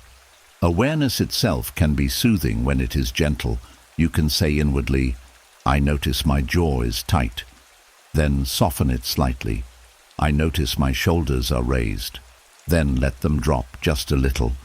"I notice my breath is short." Then allow the next breath to come more slowly. "I notice my body is waiting for something." Then remind it, there is nothing to fight right now. Not tomorrow, not forever, right now. That matters because the nervous system understands the present moment better than long speeches about the future. It does not need to believe that life will always be safe. It only needs to learn that this breath is safe. This bed is safe. This room is safe. This minute does not require battle. And when you repeat that enough, the body begins to build a new memory. Peace becomes familiar through repetition. Many people want instant healing. They want one realization to erase years of tension. But emotional unclenching is not a dramatic release. It is a steady retraining. The body learned fear through repeated experiences, so it learns safety the same way. One calm breath. One softer response. One night without self-attack. One moment where you do not chase the old worry. One choice to rest instead of preparing for pain that has not arrived. This is how the nervous system learns. Maybe we do not have to stay so tight. The Stoics understood the power of practice. Peace was not something they expected to fall from the sky. It was something they repeated until it became character. In the same way, emotional safety must be practiced until the body recognizes it as real. You practice not reacting immediately. You practice letting silence remain silence. You practice allowing someone's mood to belong to them. You practice feeling discomfort without rushing to fix it. You practice saying, "This is not my emergency." Those words can be deeply freeing, because childhood pain often teaches the body that everything is your emergency. Someone's disappointment becomes your emergency. Someone's anger becomes your emergency. Someone's silence becomes your emergency. Someone's distance becomes your emergency. And before you know it, you spend your whole life running toward emotional fires that you did not start. Emotional unclenching teaches you to stop living like the keeper of every room. You are allowed to let other people feel without absorbing it. You are allowed to notice tension without becoming it. You are allowed to hear a difficult tone without shrinking into the child who once had no power. You are allowed to pause before responding. You are allowed to let the world be imperfect without making your body pay for it. This is not indifference. This is regulation. This is the steady strength that says, I can care without collapsing. I can listen without disappearing. I can face discomfort without becoming a frightened child again. And if the old fear rises, meet it with a calm sentence. That was then, this is now. Not as a slogan, but as a signal. Let the body feel the difference. Then and now. Past and present. Memory and reality, old danger and current safety. The more clearly you separate them, the less the past can hijack your body. At night, this becomes especially important because darkness can make old alertness louder. The world becomes still and the body begins checking. Did I forget something? Is someone upset? What will happen tomorrow? What if I'm not prepared? What if peace does not last? But the Stoic mind does not follow every question into a storm. It gently returns to what is real and close. The pillow under you, the breath moving through you, the room around you. The fact that this exact moment is not asking you to solve your whole life. There is humility in that. You do not need to control everything before you are allowed to rest. You do not need to predict every outcome before your body can soften. You do not need to be perfectly healed before sleep can hold you. Tonight's task is smaller and kinder. Release one layer of unnecessary guarding, just one. Let the forehead smooth. Let the tongue rest. Let the shoulders fall away from the ears. Let the stomach stop gripping. Let the hands open. Let the breath move lower. Let the back sink. Let the heart hear this. The old danger is not here. If tears come, let them come gently. If sadness rises, let it pass through without turning it into a story. If fear appears, do not chase it and do not wrestle it. Watch it like a cloud moving across the sky of the mind. It may feel large, but it is not the whole sky. You are the awareness behind it. You are the steady place that can notice the fear without becoming ruled by it. This is Stoic softness, not weakness, not numbness, softness with strength inside it. Because the truly steady person is not the one who never feels fear. It is the one who can feel fear and still remain present, the one who can feel tension and still choose breath, the one who can feel an old alarm and say, "Thank you for trying to protect me, but I do not need you to lead tonight." And slowly, the nervous system begins to trust the adult you have become. It begins to understand that you can protect yourself without staying clenched. You can be wise without being worried. You can be prepared without being tense. You can care without carrying everything. You can remember without reliving. You can rest without danger returning to punish you for it. This is the quiet freedom of emotional unclenching. It is the moment your body stops being a battlefield and begins becoming a home. It is the moment your breath stops sounding like survival and begins sounding like peace. It is the moment the old guard inside you finally sits down, not because life is perfect, but because you are no longer leaving that guard alone. So tonight, let your whole being hear this clearly. You do not have to stay tight to stay safe. You do not have to stay alert to stay worthy. You do not have to carry childhood danger into every quiet room. The past trained you to brace, but wisdom can train you to soften. And as sleep draws nearer, let the unclenching continue, not as a command, but as permission. Permission to stop preparing. Permission to stop scanning. Permission to stop holding your breath through a life that is no longer the same. The danger that taught you fear is not here now. The child who had to remain alert is not alone now. The adult has arrived. The room is quiet. The breath is steady. And little by little, your body begins to believe what your soul has been waiting to hear.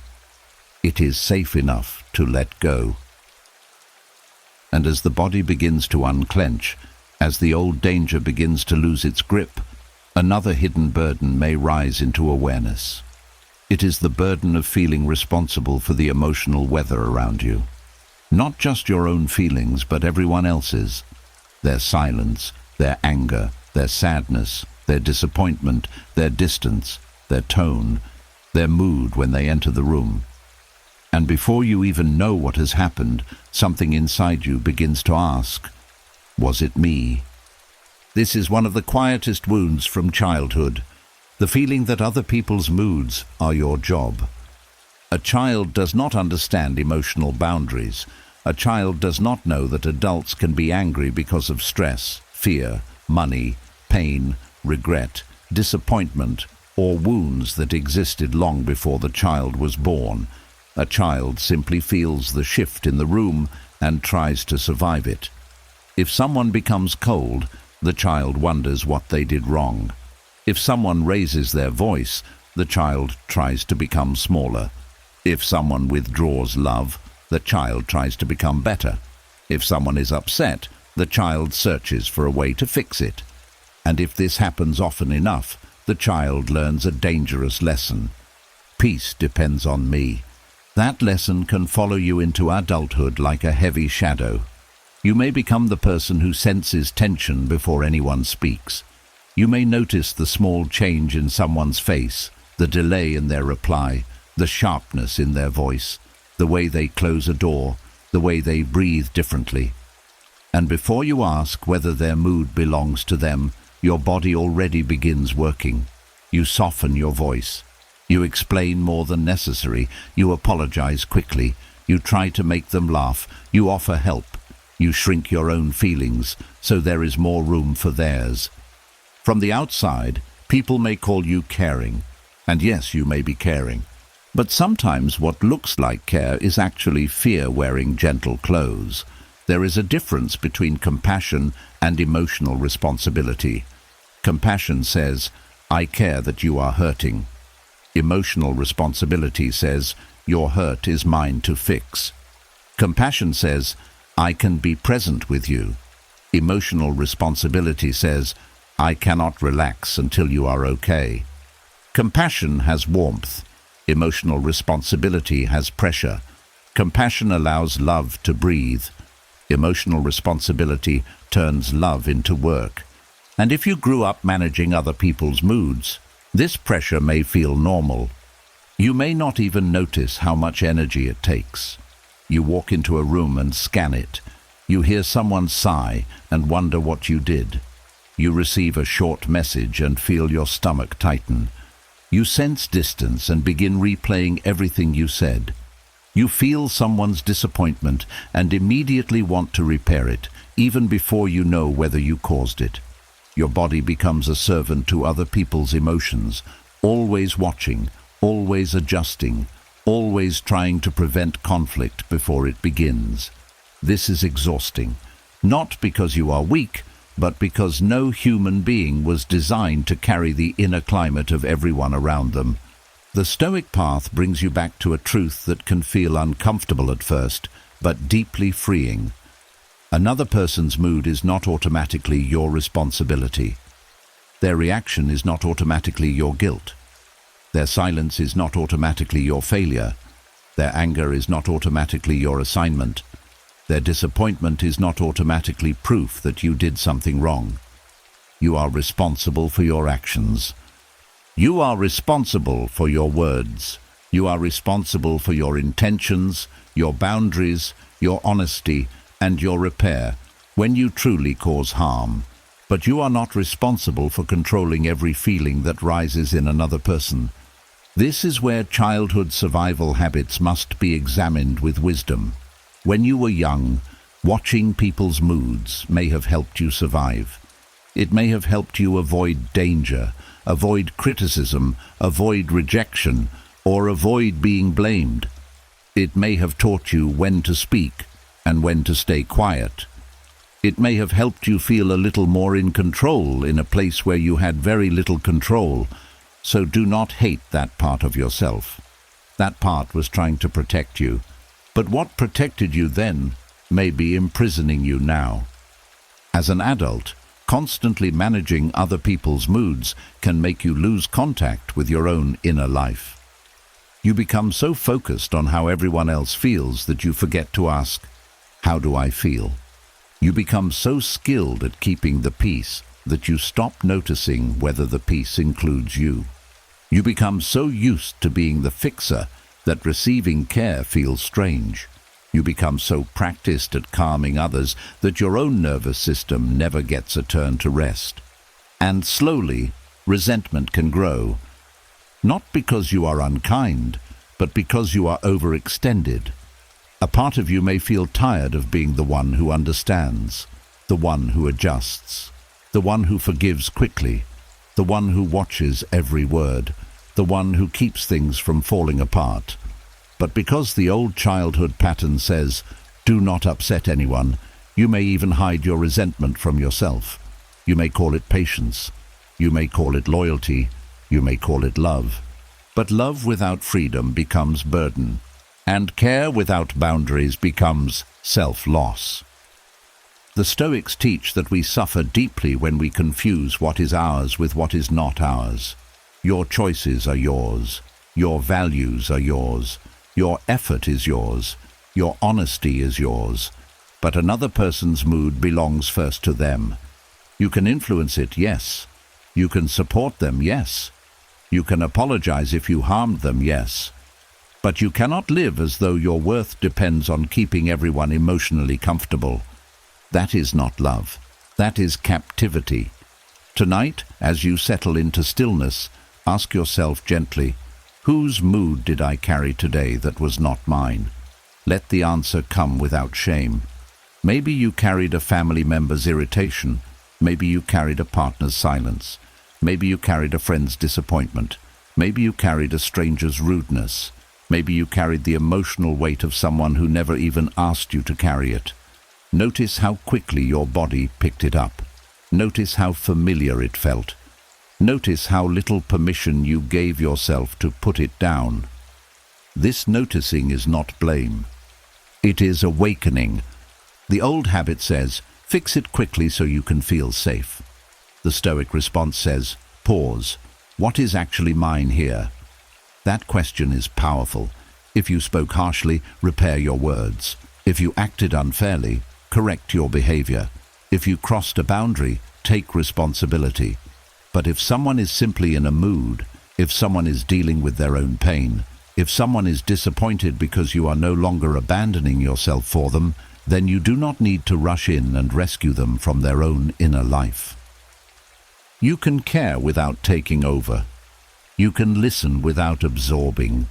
You can be kind without becoming responsible for the outcome. This is emotional freedom. And at first, it may feel strange. When you stop managing everyone's moods, the body may panic. It may say, something bad will happen. They will be upset. They will leave. They will think I do not care. That fear may be old. It may come from a time when connection felt fragile, when love could disappear, when peace depended on your ability to become useful or quiet. But now, you are allowed to teach your body a new truth. Someone can be upset, and you can remain steady. Someone can be disappointed, and you can still be good. Someone can be silent, and you do not have to chase them. Someone can misunderstand you, and you do not have to abandon yourself to be accepted. This does not make you cold, it makes you whole. The Stoic heart is not a hard heart. It is a heart with a center. It can love deeply, but it does not hand its peace to every passing emotion around it.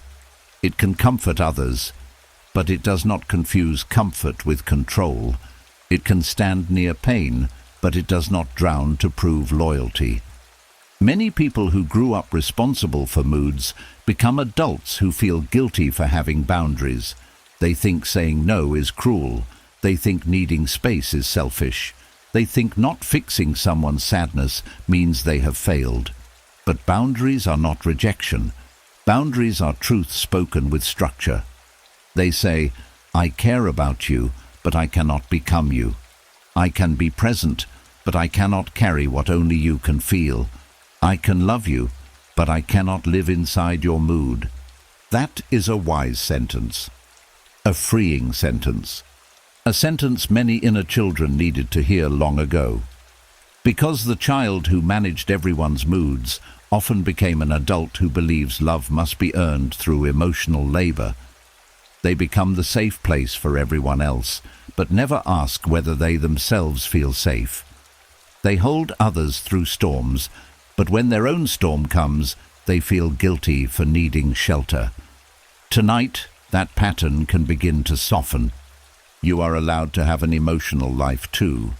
Your sadness matters. Your tiredness matters. Your discomfort matters. Your peace matters. You were not born to be the caretaker of every room you enter. As sleep draws closer, let your nervous system release the old assignment. You do not have to check every face tonight. You do not have to solve every silence. You do not have to rehearse every apology. You do not have to hold your breath until someone else becomes calm. Let other people return to themselves. Let their moods belong to them. Let your own heart return to its rightful place inside your chest. If there is something to repair, you can repair it tomorrow with wisdom. If there is something to discuss, you can discuss it with calm. If there is something that is not yours, you can leave it outside the door of your sleep. Tonight, your task is not to manage the world. Your task is to come home to yourself. And maybe this is where the deepest healing begins. Not when everyone around you is finally happy. Not when no one is upset. Not when every relationship feels perfectly smooth. But when you can remain kind without becoming responsible for everything. When you can love without shrinking. When you can notice someone's mood without immediately turning it into your mission. The old child inside you may still believe peace depends on watching everyone carefully, but the adult in you can now answer, no. Peace begins when I stop carrying what was never mine. So let the night take that burden from your shoulders. Let the old habit loosen. Let the fixer rest. Let the watcher close their eyes. Let the child who once believed they had to keep everyone calm finally hear the truth. You were never responsible for the storms inside other people. You were only a child trying to stay safe. And now you are allowed to be more than safe. You are allowed to be free. And as you begin to release the burden of other people's moods, a deeper freedom becomes possible. Because once you stop carrying what was never yours, you can finally ask a question that many wounded people avoid for years. Who am I apart from what happened to me? Not what did I survive? Not what did I lose? Not what did they fail to give? But who am I beneath the memory, beneath the fear, beneath the story I have repeated for so long? This question can feel quiet at first, but it can change the whole direction of your life. Because there is a difference between memory and identity. Memory says, this happened. Identity says, this is who I am. Memory remembers the wound. Identity becomes the wound. Memory says, I was hurt. Identity says, I am damaged. Memory says, I was left alone. Identity says, I am always abandoned. Memory says, I was not loved the way I needed. Identity says, I am not lovable. And this is where so much hidden suffering begins. Not only in the event itself, but in the way the event slowly becomes the name you answer to. A painful thing can happen once, but if it becomes your identity, you carry it everywhere. You bring it into new rooms, you bring it into new relationships, you bring it into silence, into love, into work, into rest, into the way you look at yourself in the mirror. A memory that was supposed to be one part of your story becomes the lens through which you see your whole life. And without realizing it, you stop asking, what happened to me? And begin saying, this is me. But Stoic wisdom asks you to pause there. It asks you to look at the memory without kneeling before it. It asks you to honor the truth without surrendering your whole self to it. The Stoics understood that the mind has the power to examine impressions before accepting them. A thought may rise, but it does not have to become law. A feeling may arrive, but it does not have to become identity.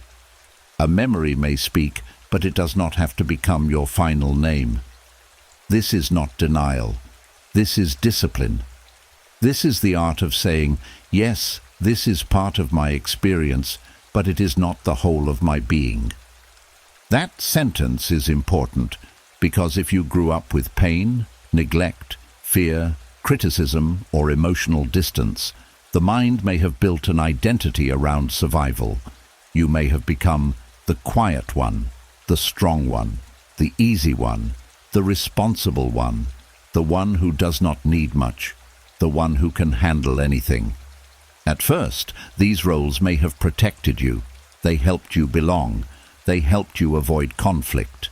They helped you make sense of what you could not control. But a role created by pain is not the same as your true self. The strong one may still need comfort. The quiet one may still have a voice. The easy one may still have boundaries. The responsible one may still deserve rest. The one who handles everything may still need someone to say, "You do not have to carry this alone." Your survival identity may have helped you get through childhood, but it was never meant to become the full map of your life. This is why some people feel lost when they begin healing. If they are no longer only the wounded one, Who are they? If they no longer live to please, what do they want?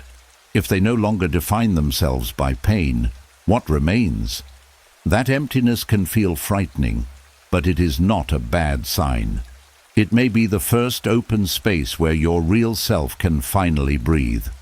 The past filled that space with labels. Healing gives the space back to you.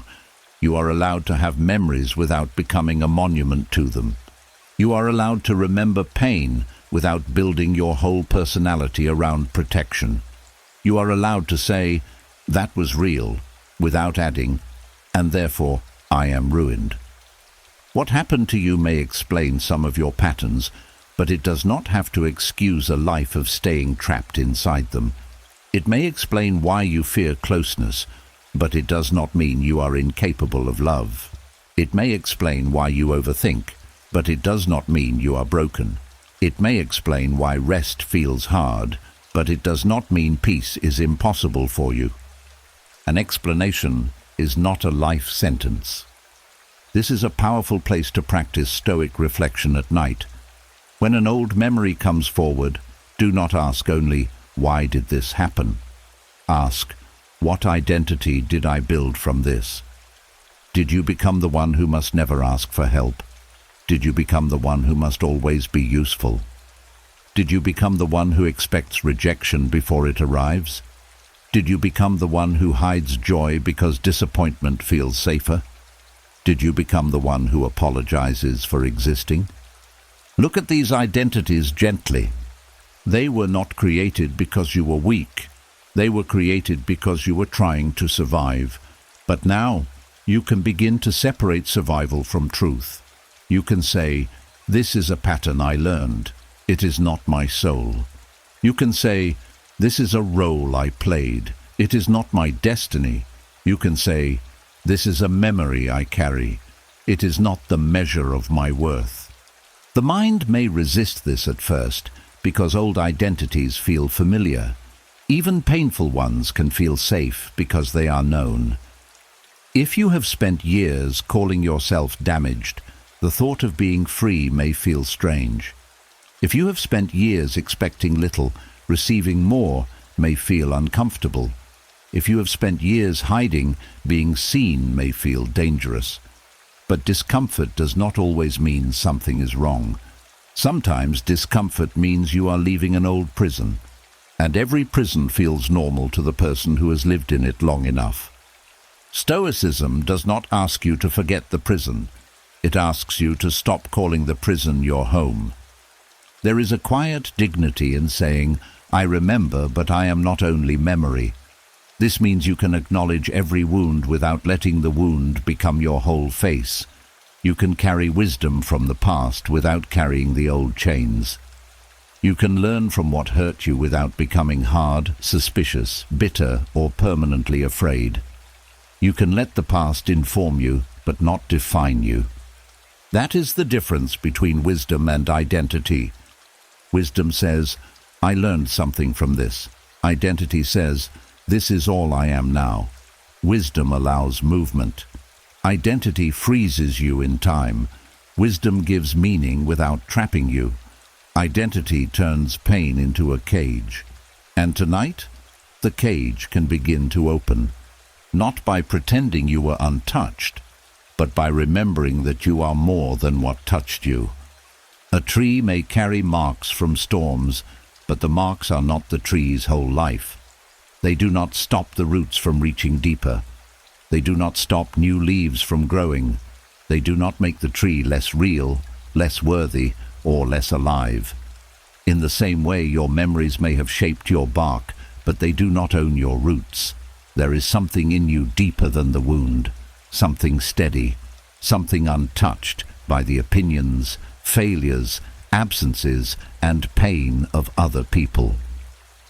The Stoics might call this your inner ruling faculty, the part of you that can choose, judge, respond, and return to reason. Life may influence you, but it does not get full ownership of your inner throne unless you surrender it. And much of healing is taking that throne back, not with anger, but with calm authority. You begin to say, "My memory is real. but it is not my master. You begin to say, my pain is real, but it is not my name. You begin to say, my past is real, but it is not my whole identity. And as those words settle, something inside you loosens. The younger self who thought the wound was a permanent label begins to breathe. The adult self who has been living inside old definitions begins to stand straighter. The mind begins to understand that you can honor what happened without worshipping it. This is not a rejection of your story. It is a fuller telling of it. Yes, there was pain, but there was also endurance. Yes, there was absence, but there was also a heart that kept looking for light. Yes, there was fear, but there was also intelligence, adaptation, sensitivity, and strength. Yes, there were moments that shaped you, but there is also the person watching this now, choosing awareness over sleepwalking, choosing wisdom over shame, choosing rest over endless survival. That person is not just a product of pain. That person is proof that pain did not get the final word. So tonight, as the mind becomes quiet and the body softens into sleep, let your memories take their rightful place. Not erased, not denied, not exaggerated into identity, just placed where they belong, behind you as part of your history, not above you as the ruler of your worth. You do not have to fight the memories. You do not have to fear them. You only have to stop becoming them. Let the old scenes be scenes. Let the old voices be voices. Let the old wounds be wounds. And then return to the larger truth. You are the one who can witness them all. You are the awareness that survived them. You are the life still unfolding after them. You are not only what happened in the beginning, you are also what you choose to become from here. And in the deep quiet of this night, let that truth become a new identity, not built from fear, but from freedom. You are not the neglect. You are not the criticism. You are not the silence. You are not the abandonment. You are not the childhood pain. You are the one learning, breath by breath, to stop mistaking memory for self. You are the one remembering that what happened to you is real, but it does not have to become who you are. And as you begin to understand that memory is not identity, another hidden layer starts to reveal itself. Because sometimes the identity you carried was not only built from pain, it was built from the way love was given, or withheld, or delayed, or made to feel like a reward you had to earn. And when a child learns that affection comes only after being good, useful, quiet, impressive, or easy, love stops feeling like a home. It starts feeling like a test.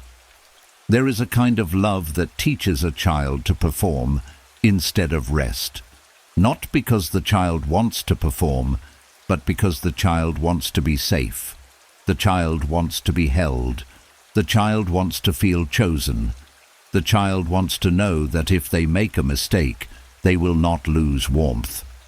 But when affection changes depending on behavior, mood, achievement, usefulness, or obedience, the child begins to study the rules.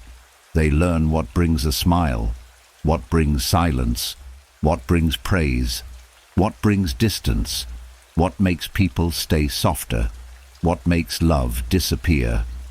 And slowly the child begins to believe, I am loved when I do things right. That sentence can become a lifelong burden. It can follow you into adulthood as perfectionism. You try to do everything correctly, not because excellence is wrong, but because mistakes feel dangerous. You may feel panic when you disappoint someone. You may overthink messages, decisions, conversations, and small errors, because somewhere inside, failure still feels like rejection. You may believe you have to be impressive before you can be accepted. You may keep raising the standard for yourself, hoping that one day, if you become good enough, you will finally feel secure. But perfection does not create peace. It only creates a more beautiful prison. Because the more you try to earn love through flawlessness, the more frightened you become of being human. You begin hiding tiredness, hiding confusion, hiding anger, hiding need, hiding weakness. You become careful with every word, every reaction, every request. You become your own manager, always editing yourself before anyone else can judge you. And even when people love you, you may not fully believe it, because deep down you are thinking, would they still love me if I stopped performing? That question can quietly break the heart. Conditional love also teaches overgiving. You may become the one who gives too much, says yes too quickly, helps before being asked, listens while exhausted, forgives before you are ready, and carries more than your share. Not always because you freely choose it, but because giving becomes your way of staying connected. If you are useful, maybe they will not leave. If you are needed, maybe they will value you. If you make their life easier, maybe they will keep loving you. But love that depends on your usefulness is not rest, it is labor. And a soul cannot sleep deeply when it believes it must keep earning its place in other people's hearts. The Stoic path brings a steady light to this pattern. It asks you to examine what you have confused with love. Have you confused being needed with being loved? Have you confused being praised with being safe? Have you confused being perfect with being worthy? Have you confused being selfless with being good? These questions are not meant to shame you. They are meant to free you from old agreements you never consciously chose. Because a child will agree to almost anything to feel loved. A child will become quiet. A child will become useful. A child will become funny. A child will become mature. A child will become perfect. A child will become invisible. A child will become whatever the room rewards, because belonging feels like survival. But now, as an adult, you are allowed to review those agreements and ask, do I still want to live this way? That question is powerful, because many people never ask it. They keep living from the old contract. I will be easy, and maybe I will be loved. I will never need too much, and maybe I will be kept. I will always understand, and maybe I will be chosen. I will succeed, and maybe I will matter. But no amount of performance can heal the wound created by conditional affection. It can only feed it for a moment, then make it hungry again. That is why achievement may not satisfy you for long. Someone praises you, and it feels good for a moment, but then the fear returns. You wonder what you must do next to keep that approval. You reach one goal, then immediately feel pressure to reach another. You help someone, then feel anxious if they do not respond warmly.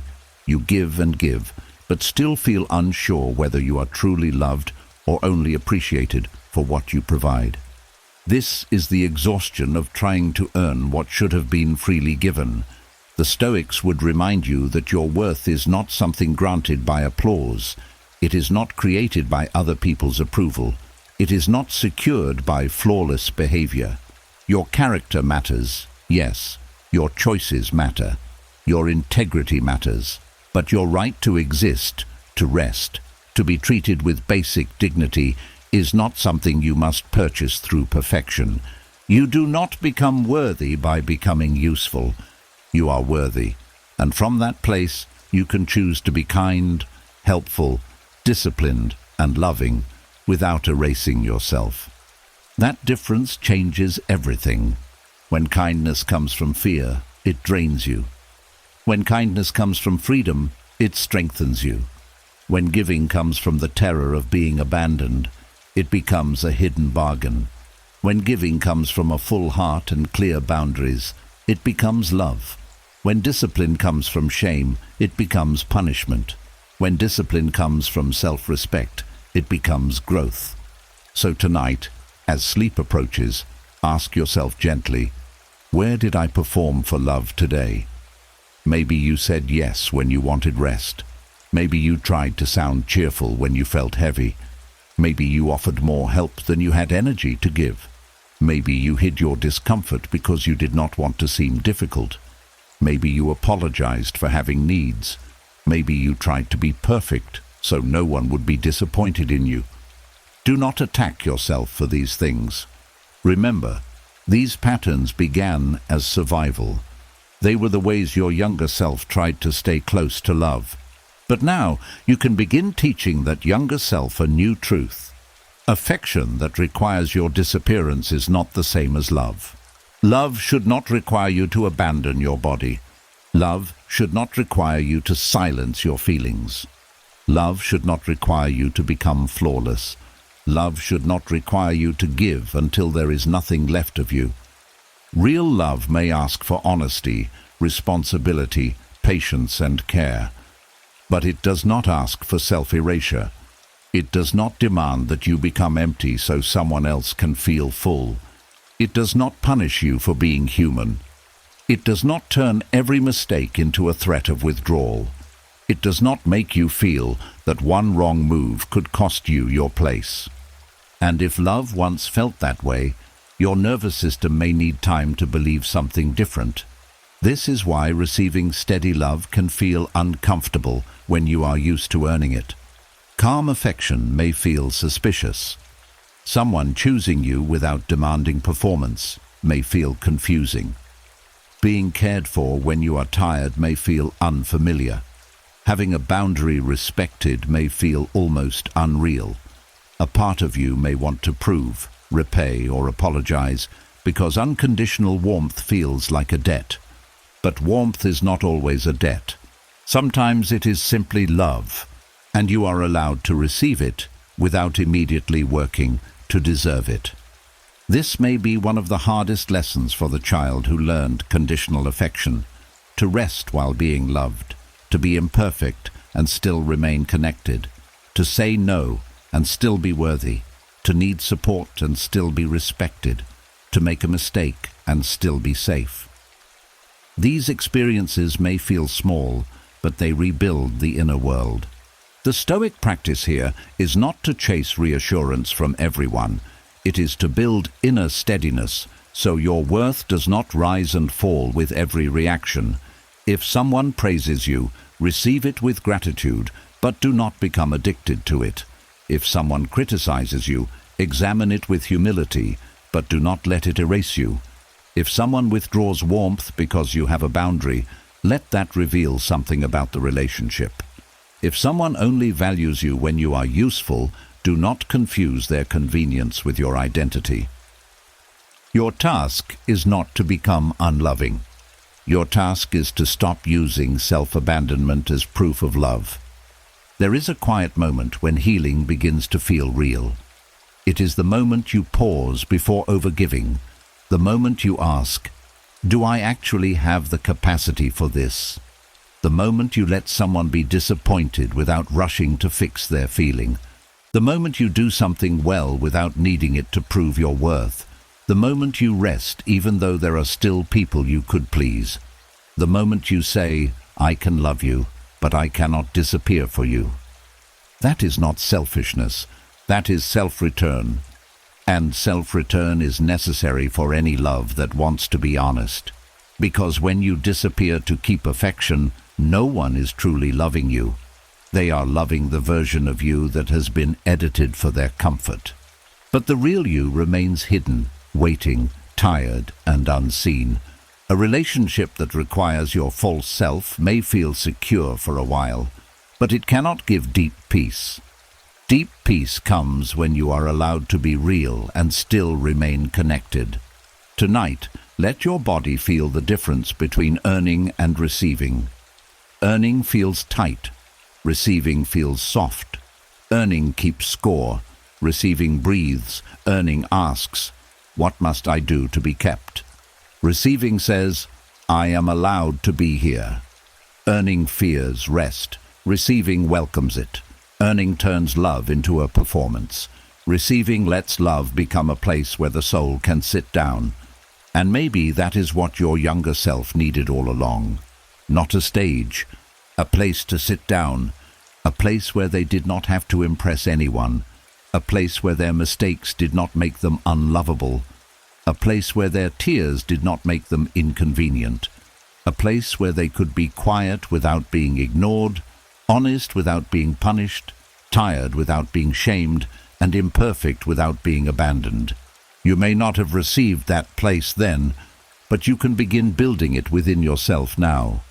As the night deepens, release the old contract. You do not have to perfect your way into affection. You do not have to overgive your way into safety. You do not have to erase yourself to keep peace.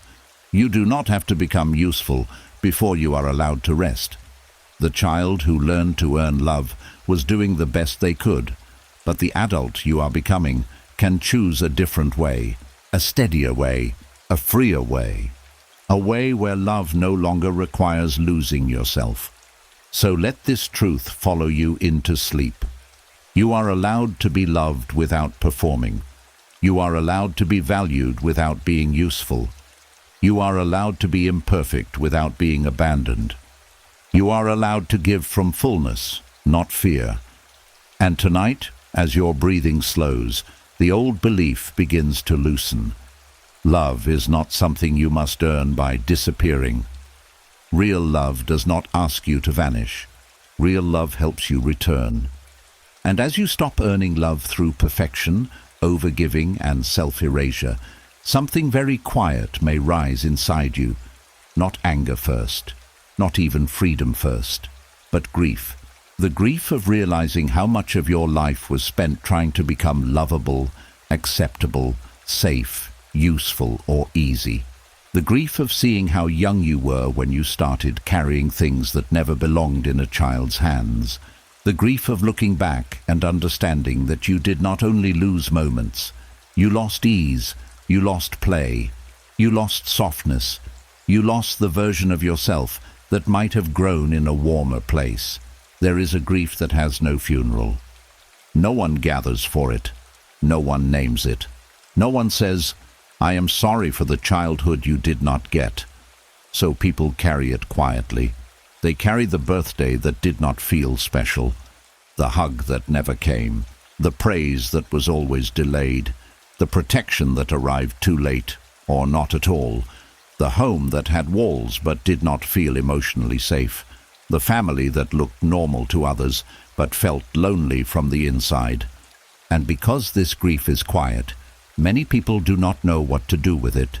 They turn it into bitterness, they turn it into hardness, they turn it into sarcasm, they turn it into distance, they turn it into the belief that life is unfair, people cannot be trusted, and tenderness is only for those who were lucky enough to receive it early. But Stoicism offers another way. It does not ask you to deny the grief. It does not ask you to smile over what hurt. It does not ask you to pretend that what was missing did not matter. It teaches you how to mourn without letting the mourning become your whole life. This matters because there is a difference between grief and bitterness. Grief says, "Something important was missing, and it hurt me." Bitterness says, "Because something was missing, nothing good can be trusted again." Grief opens the wound so it can breathe. Bitterness closes the wound around poison. Grief is honest sadness. Bitterness is sadness that has lost hope. And if you do not give your grief a gentle place to be felt, it may slowly turn into bitterness without you noticing. You may begin to resent people who had what you needed. You may feel pain when others speak lovingly about their childhood. You may find yourself pulling away from joy because it reminds you of what you did not receive. You may become suspicious of warmth because part of you says, "Where was this when I needed it most?" These reactions do not make you bad. They mean there is a part of you still standing beside an old loss, waiting for it to be acknowledged. So acknowledge it. Not with drama, not with self-pity, not with endless replaying, but with truth. You can say, "I missed something real." You can say, "I needed more than I received." You can say, "I deserved tenderness." You can say, "It makes sense that this still hurts." These sentences may be simple, but they are powerful because they stop the inner argument. They stop the part of you that keeps saying, "It was not that bad." They stop the part of you that compares your pain to everyone else's. They stop the part of you that tries to earn permission to grieve. You do not need permission to mourn what shaped you. A lost childhood does not have to be dramatic to be painful. Sometimes it is not the presence of terrible things, but the absence of necessary things, the absence of praise, the absence of patience, the absence of emotional safety, the absence of someone asking, "What do you feel?" The absence of play, the absence of being allowed to be a child without carrying adult tension. Absence can wound deeply because the soul still knows what should have been there. The Stoic does not run from that truth. But the Stoic also does not build a temple to it. That is the balance. You let the grief be real, but you do not let it become your God. You honor what was lost, but you do not sacrifice your remaining life to it. You allow sadness to pass through, but you do not hand it the keys to your future. This is not coldness. This is wisdom. It is the ability to say, "Yes, I lost something, and yes, I am still responsible for how I live now." That responsibility can feel unfair, but it is also where freedom begins. Because if you wait for the past to repay you before you live, you may wait forever. If you wait for every person who failed you to understand you, your peace may remain trapped in their awareness. If you wait for childhood to become fair before you allow adulthood to become meaningful, you may keep losing the present to a past that cannot return. Stoicism gently brings you back to what is still yours. Your attention is still yours. Your choices are still yours. Your character is still yours. Your next breath is still yours.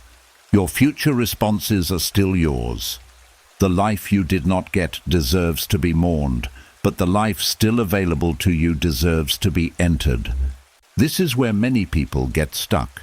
They think moving forward means betraying the younger self who suffered.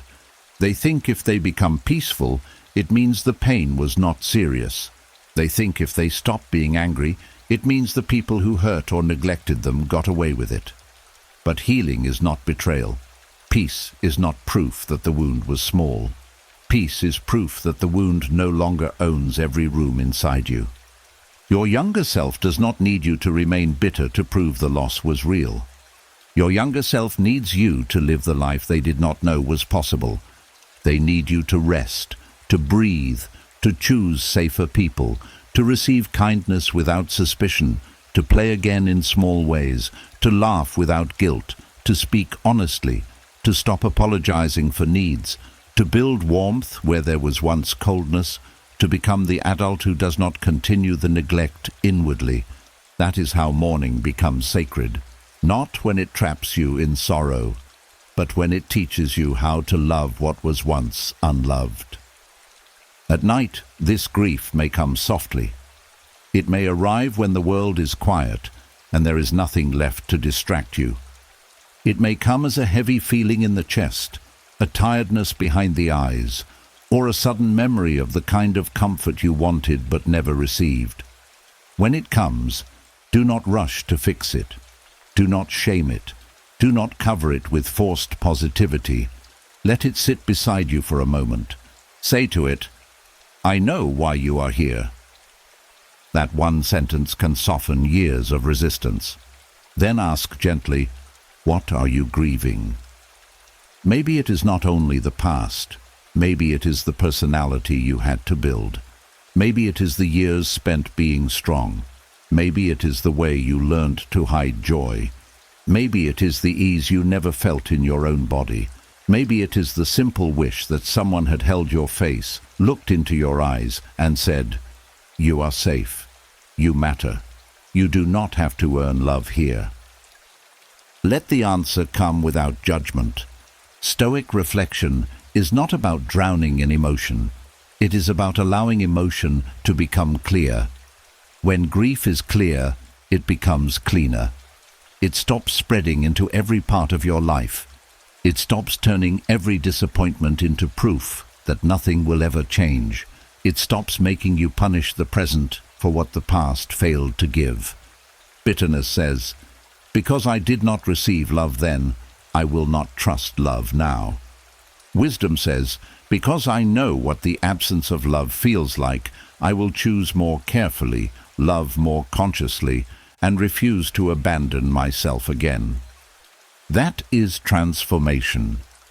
Pain becomes bitterness when it has nowhere wise to go.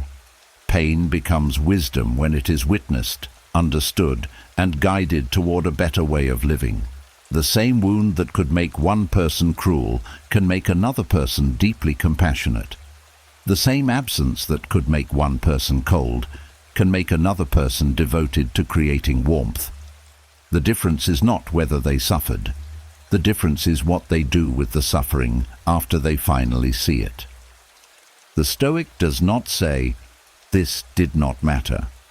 The Stoic says, "This mattered, but I will not let it corrupt my soul." That is the heart of this lesson. You can mourn without becoming cruel. You can remember without becoming trapped. You can feel sadness without turning it into hatred. You can admit what you lost without losing what remains. You can say, "I did not get the childhood I needed," and still say, "I will build a life that contains tenderness now." And maybe that tenderness starts very small. It starts with speaking to yourself gently at night. It starts with letting yourself rest without calling it laziness. It starts with noticing beauty without feeling guilty. It starts with allowing safe people to come closer slowly. It starts with choosing not to mock your own needs. It starts with giving your body the softness it once missed.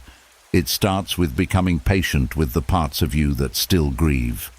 Because grief does not leave just because you understand it. It leaves slowly as it is cared for. And sometimes it does not leave completely. It simply changes form. It becomes depth. It becomes empathy. It becomes clarity. It becomes a quiet ability to see pain in others without judging too quickly. It becomes a commitment to not repeat what wounded you. It becomes a stronger devotion to peace. That is how Stoicism helps you mourn. It gives grief a boundary. It says, "You may be felt, but you may not rule. You may be honored, but you may not poison. You may remind me of what was missing, but you may not blind me to what can still be created." So tonight, let yourself mourn the life you did not get without turning against the life you still have. Let the younger self cry for what was absent, while the wiser self keeps a hand on the present. Let sadness be a visitor, not a prison. Let memory speak, but do not let bitterness answer for you. You deserved more than you received. Let that be true. But you are still more than what you missed. Let that be true too. And as sleep draws closer, allow this quiet grief to soften instead of harden. Let it become a doorway, not a wall. Let it remind you of your humanity, not steal your hope. Let it show you what mattered, then guide you toward what can still matter now. The childhood you did not get cannot be returned to you in the way you once needed. But peace can still be built. Warmth can still be chosen. A softer life can still begin. And tonight, in the silence, you do not have to fight the grief. You only have to hold it wisely, breathe with it gently, and refuse to let bitterness become the final shape of your soul. And as you learn to mourn without becoming trapped in bitterness, another kind of release becomes possible, because not everything you have carried came from your own choices. Some of the heaviness inside you was handed to you before you were old enough to question it. Guilt that belonged to someone else. Fear that belonged to someone else. Anger that filled the room before you knew how to name it. Shame that was never born in you, but somehow became your burden to carry. There are weights a child picks up simply because no adult put them down first. A child enters the world open. They do not know where their feelings end and another person's feelings begin. They do not understand that an adult can be angry because of their own wounds, disappointed because of their own expectations, afraid because of their own past, or ashamed because of their own choices. A child feels the energy in the room and absorbs it. If the room is tense, the child becomes careful. If the room is sad, the child becomes quiet. If the room is angry, the child becomes watchful. If the room is full of shame, the child may begin to believe, something must be wrong with me. And this is how foreign burdens become familiar. You may have carried guilt for needing too much, when the truth is that the adults around you did not know how to meet ordinary needs with patience. You may have carried fear because someone else lived in fear and taught the whole house to breathe carefully. You may have carried anger because people around you did not know how to speak gently, so their storms entered your nervous system. You may have carried shame because someone projected their own pain onto you, and you were too young to understand that their words were not the voice of truth. The child does not say, "This emotion belongs to them." The child says, "This must be mine." That is why the nightly practice of returning what was never yours is so important, because healing is not only about finding peace, it is also about sorting the inner room. It is about looking at the pile of emotions you have carried for years and asking with calm honesty, did this begin in me, or was it placed on me? Not with hatred, not with blame, not with the desire to punish the past, but with the wisdom to stop carrying emotional debts that were never yours to pay. The Stoics understood the importance of ownership. They taught that your power lives in what belongs to you. Your choices, your judgments, your actions, your character, your response. But they also taught that much of our suffering comes from trying to control what is not ours. Other people's emotions, other people's choices, other people's failures, other people's wounded behavior, other people's lack of wisdom. When you carry what belongs to others, you lose the strength needed to care for what truly belongs to you. So tonight, gently ask yourself, what have I been carrying that was never mine? Maybe you have been carrying guilt for being born into a family that was already struggling. Maybe you have been carrying responsibility for a parent's unhappiness. Maybe you have been carrying the shame of being criticized when the criticism came from someone who did not know how to love without control.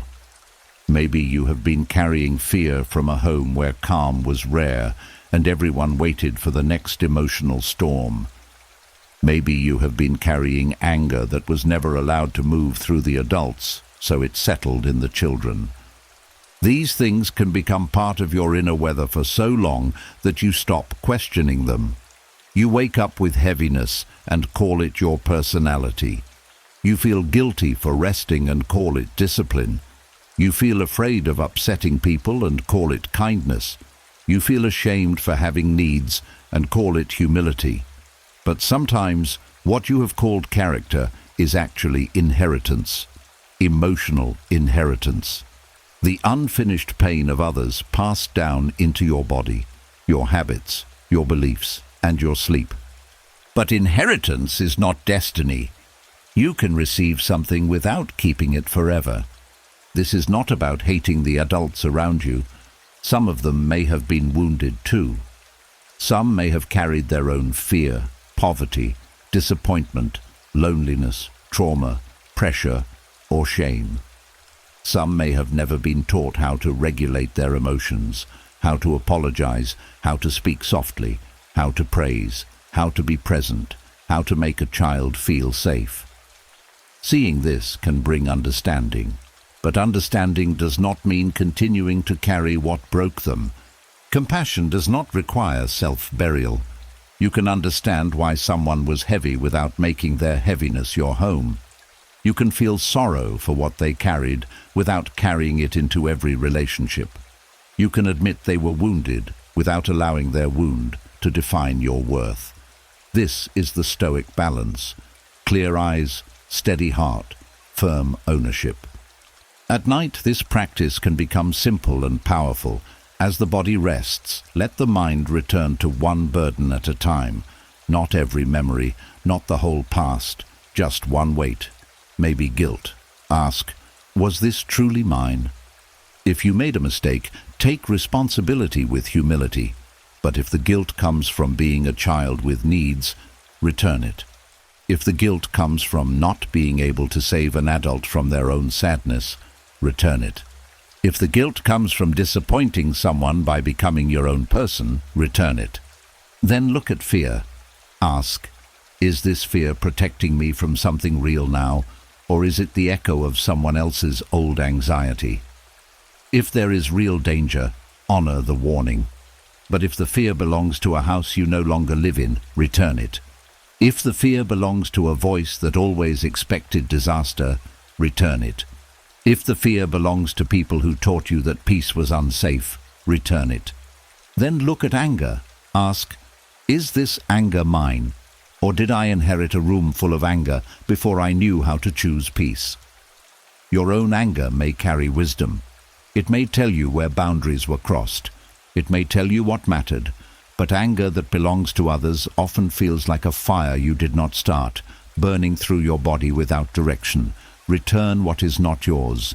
Keep only the lesson. Keep only the boundary. Keep only the clarity. Then look at shame. Shame is often the heaviest borrowed burden. A child can be made to feel ashamed for crying, asking, failing, needing, speaking, resting, or simply being different. But shame placed on a child is not truth. It is a wound disguised as judgment. Ask yourself, who taught me to feel wrong for being human? Let the answer come gently. Then say inside, that shame did not begin in me, and I do not have to keep feeding it. This is how you return what was never yours, not by throwing it at someone else in hatred, but by removing it from your identity. You are not responsible for an adult's lack of tenderness. You are not responsible for the fear that ruled the home.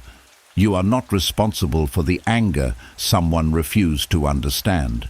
You are not responsible for the shame they projected onto you. You are responsible now for how you treat your own soul with what you finally understand. That is where your power lives. Some people think release means forgetting. It does not. Release means refusing to continue an old transaction.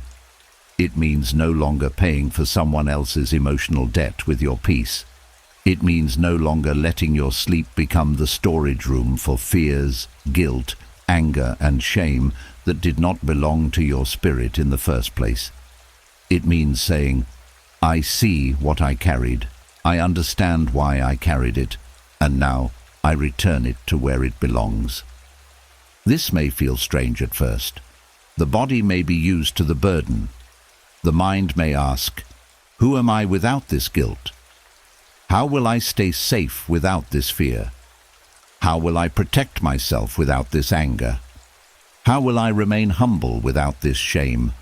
But slowly you learn the answer. Without guilt, you can still be responsible. Without fear, you can still be wise. Without inherited anger, you can still have boundaries. Without shame, you can still grow. The burden was never the source of your goodness. It was only the weight placed on your goodness. And tonight, the weight can begin to lift.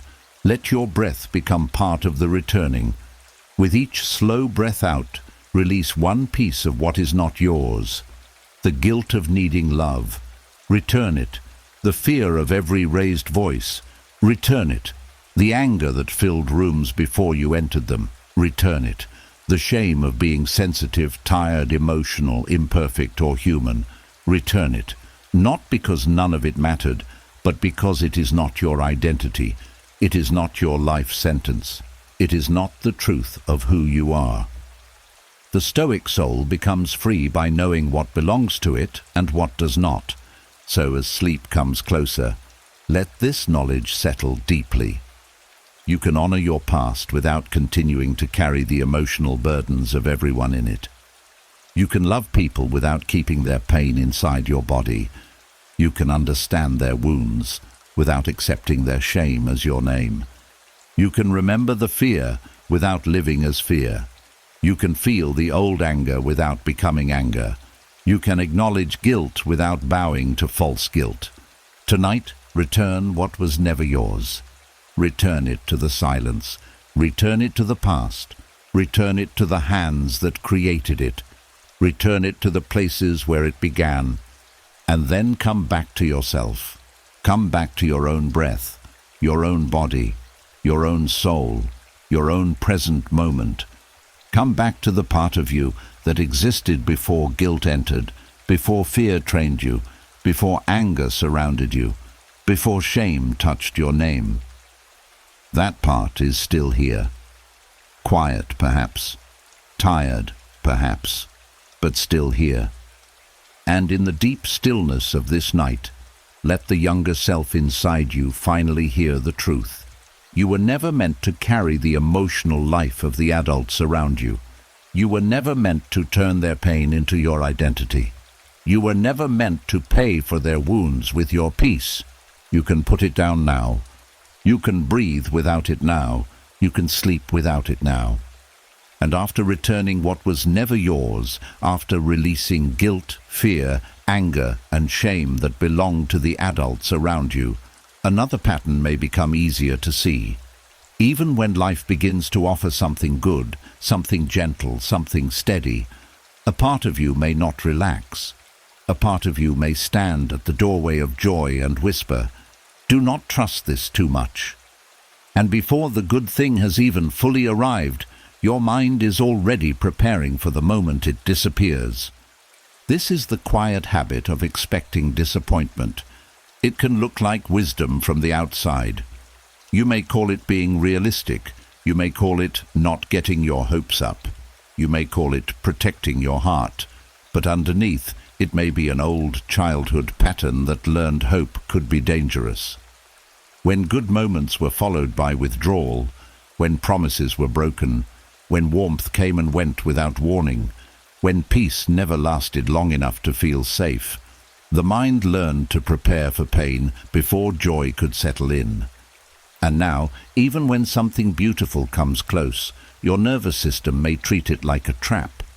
Maybe someone shows you kindness, and instead of receiving it, you wonder what they want. Maybe someone loves you calmly, and you begin searching for signs that they will change.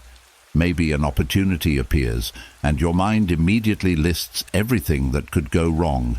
Maybe a peaceful season begins, but instead of resting, you wait for the next storm.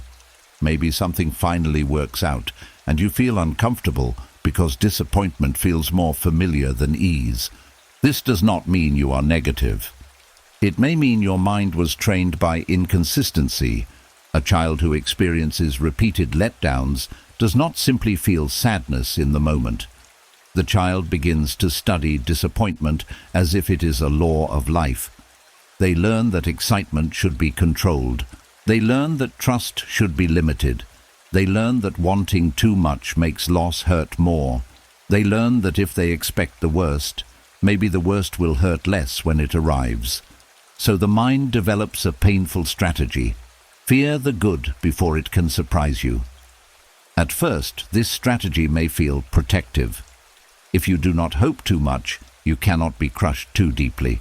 If you do not trust too quickly, you cannot be fooled too easily. If you prepare for rejection, you will not feel unprepared when it happens. But over time, this protection becomes a prison, because a life spent preparing for disappointment is still a life organized around pain. The painful thing may not have happened yet, but you are already suffering as if it has. That is how old wounds steal joy before reality even touches it. The Stoic path offers a wiser way. It does not ask you to become naive.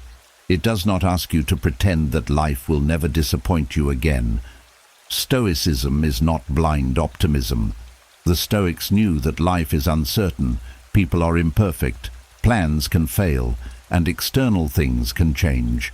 But they also knew that fearing loss before it arrives does not give you control. It only makes you pay twice, once in imagination, and again if the pain actually comes.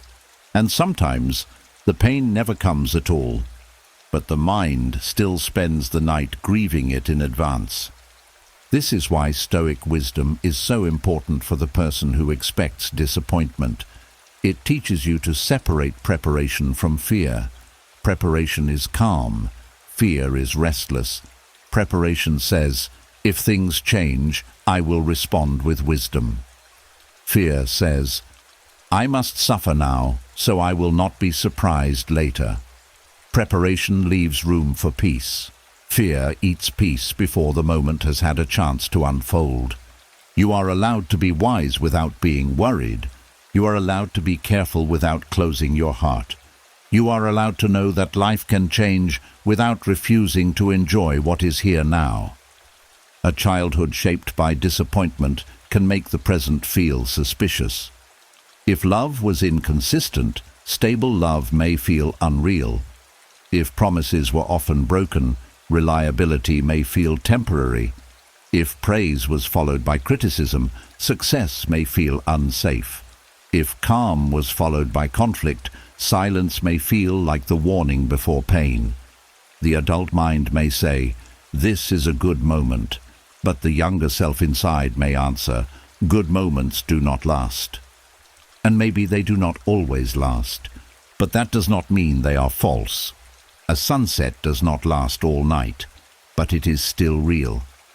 A kind word may only take a moment, but it can still be true.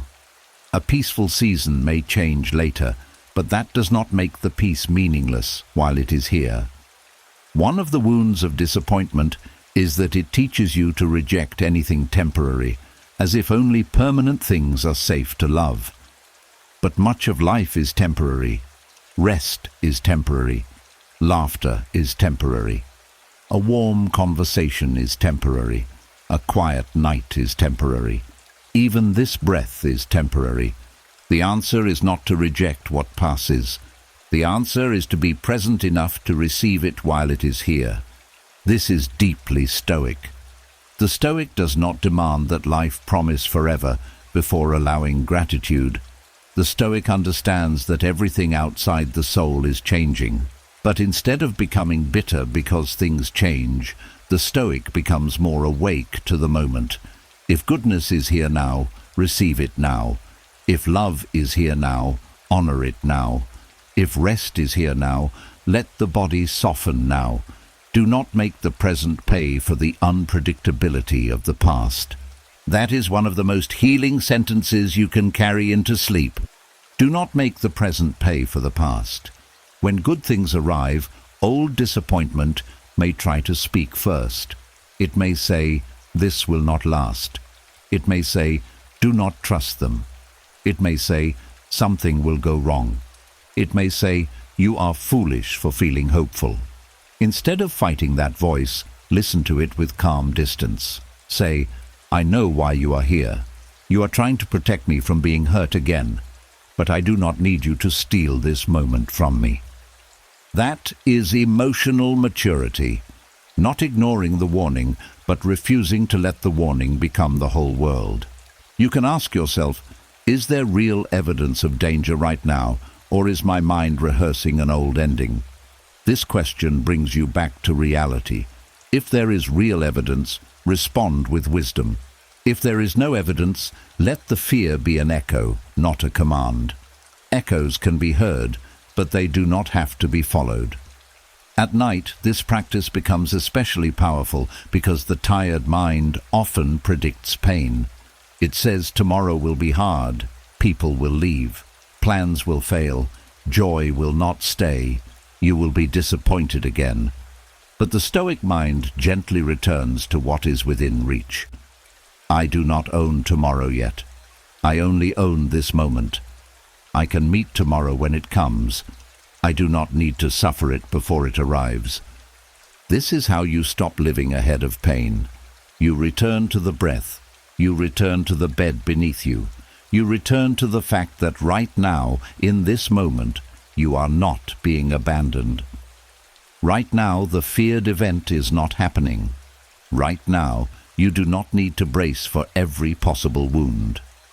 Right now, the good that exists is allowed to exist without being questioned to death. Some people fear hope because hope once made pain sharper. But hope is not the enemy. The enemy is attaching your entire worth to one outcome. Stoic hope is different. It is quiet. It does not say, nothing bad will happen. It says, whatever happens, I will meet it with steadiness. It allows you to want good things without becoming destroyed if life changes. It allows you to enjoy love without turning love into a cage. It allows you to welcome peace without demanding that peace prove it will never leave. This kind of hope is not fragile. It has roots, and those roots grow from inner trust. Trust that you can survive disappointment without letting it define you. Trust that you can enjoy something without controlling it. Trust that you can lose something and still remain whole. Trust that not every good thing is a setup for pain. Trust that the past may explain your caution, but it does not have to command your future.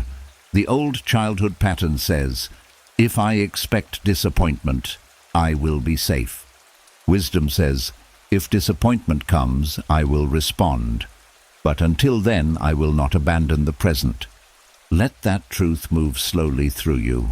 You do not have to force yourself to be cheerful. You do not have to pretend you are never afraid.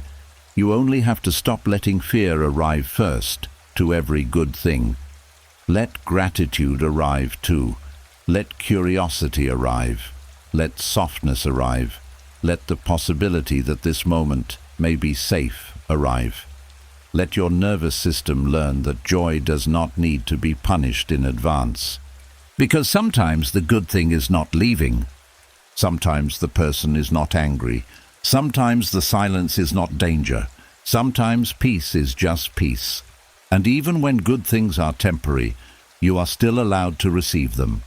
You are allowed to enjoy the warmth without demanding that it last forever.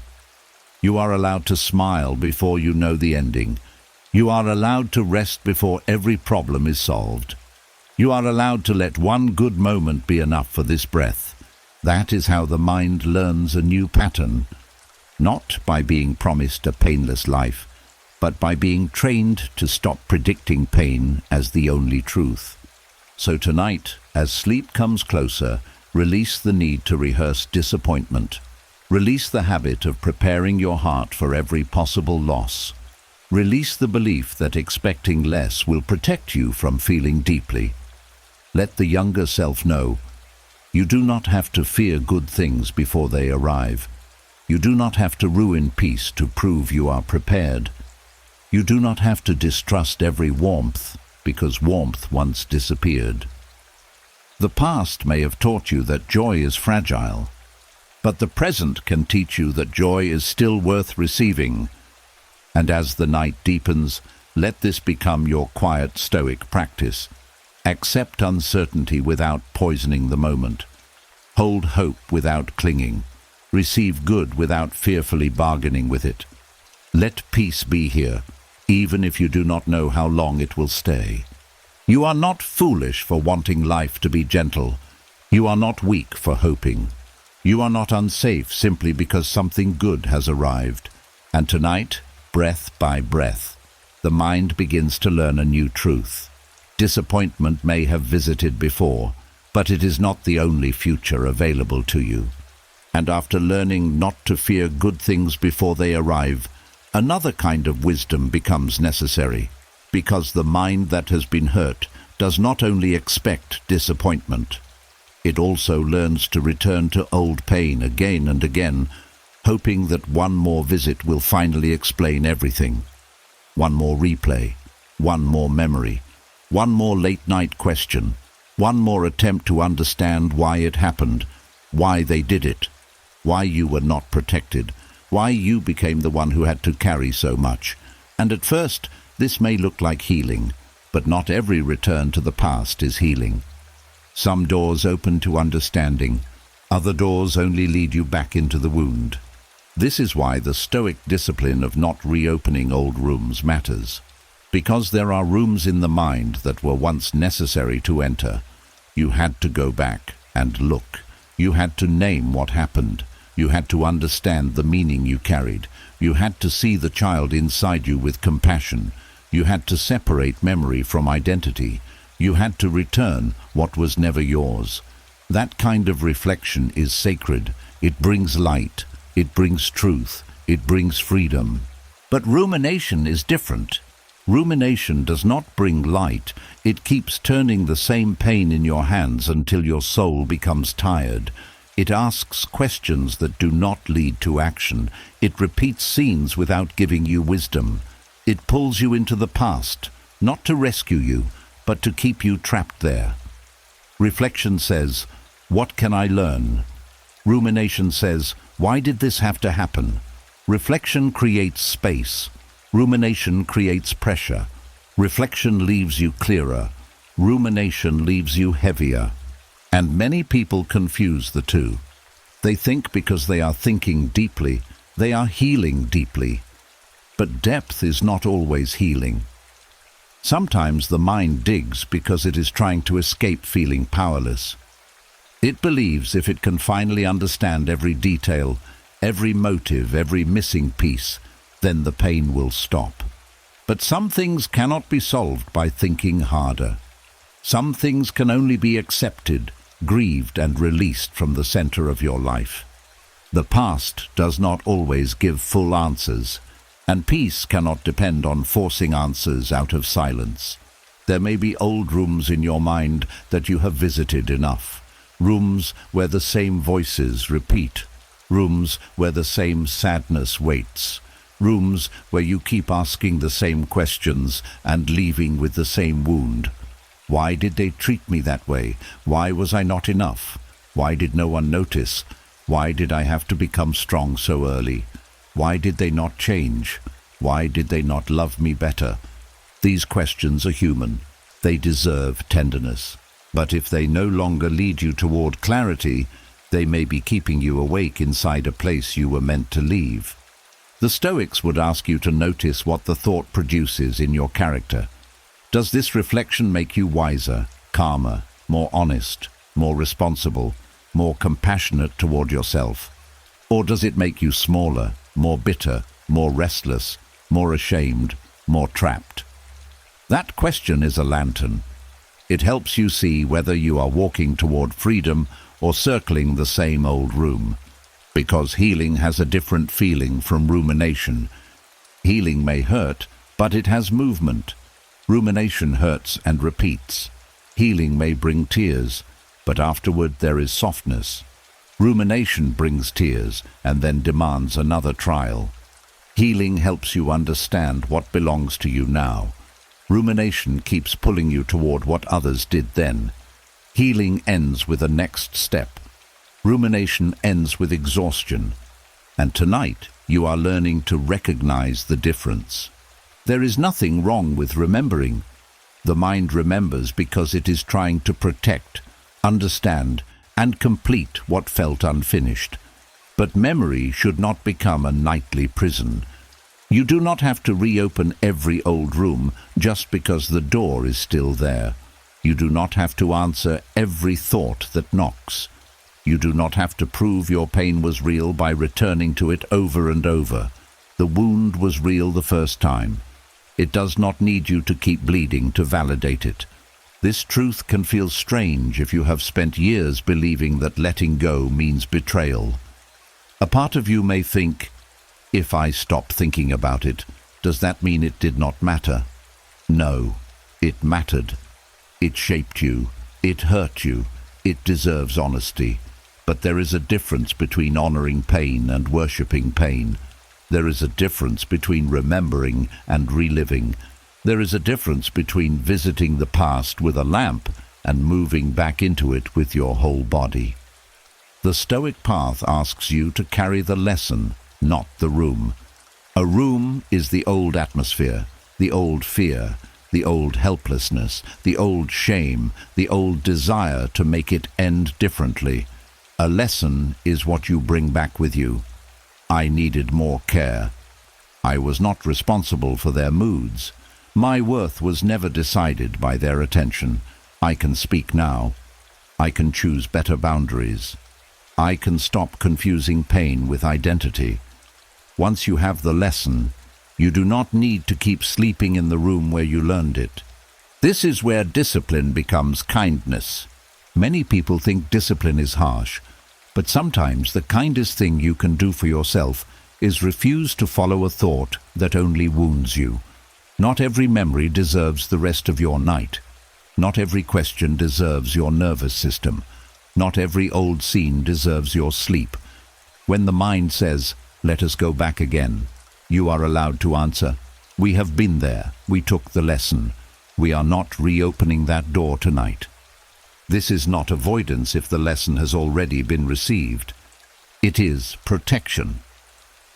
Avoidance says, "I refuse to look because I am afraid of truth." Wisdom says, "I have looked, I have learned, and now I refuse to keep hurting myself with what I already understand." That distinction matters. If a memory still carries information you have never faced, gentle reflection may be needed. But if a memory only repeats the same pain without new clarity, then the work is not to enter again. The work is to close the door with compassion. The mind may protest. It may say, "But what if there is one more answer?" Maybe there is, but ask yourself, will that answer give me peace, or will it only create 10 more questions? Some people spend years searching for the perfect explanation from people who never understood themselves. They want the old room to finally become reasonable, but some rooms were built from chaos. You cannot make chaos give you a clean explanation. You can only decide not to let chaos keep renting space in your inner world. At night, this practice becomes very practical. When an old thought appears, pause before entering it.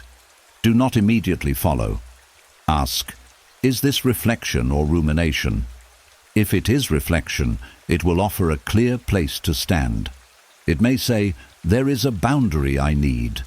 There is a grief I need to name. There is a truth I need to accept. There is a habit I need to change. If it is rumination, it will pull you into circles. It will say, replay it again, suffer it again, try to control what cannot be controlled, try to make the past answer tonight. When you see that circle, step out gently. Do not attack yourself for falling into it. The mind returns to old rooms because those rooms were once important. It is not foolish, it is trained. So speak to it with steadiness. I know why you want to go back. You are trying to protect me. You are trying to understand. But we do not need to suffer this again tonight. Then return to the present. Return to the breath. Return to the bed.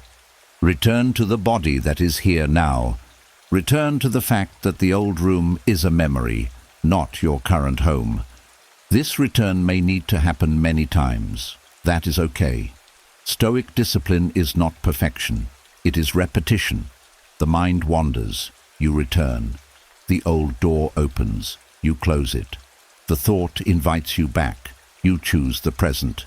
Each return strengthens the part of you that can govern your attention instead of being dragged by it.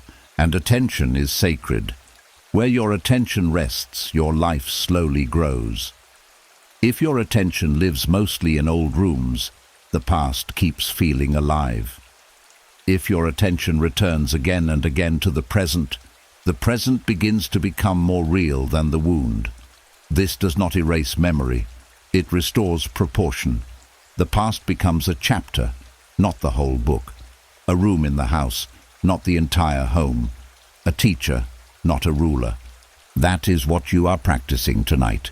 You are not denying what happened. You are choosing not to let what happened keep happening through your attention. There is deep freedom in that, because every time you refuse to reopen an old room unnecessarily, you are telling your inner child, we do not live there anymore.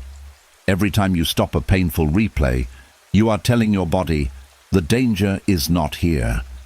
Every time you choose rest over rumination, you are telling your soul, you do not have to keep proving the pain was real.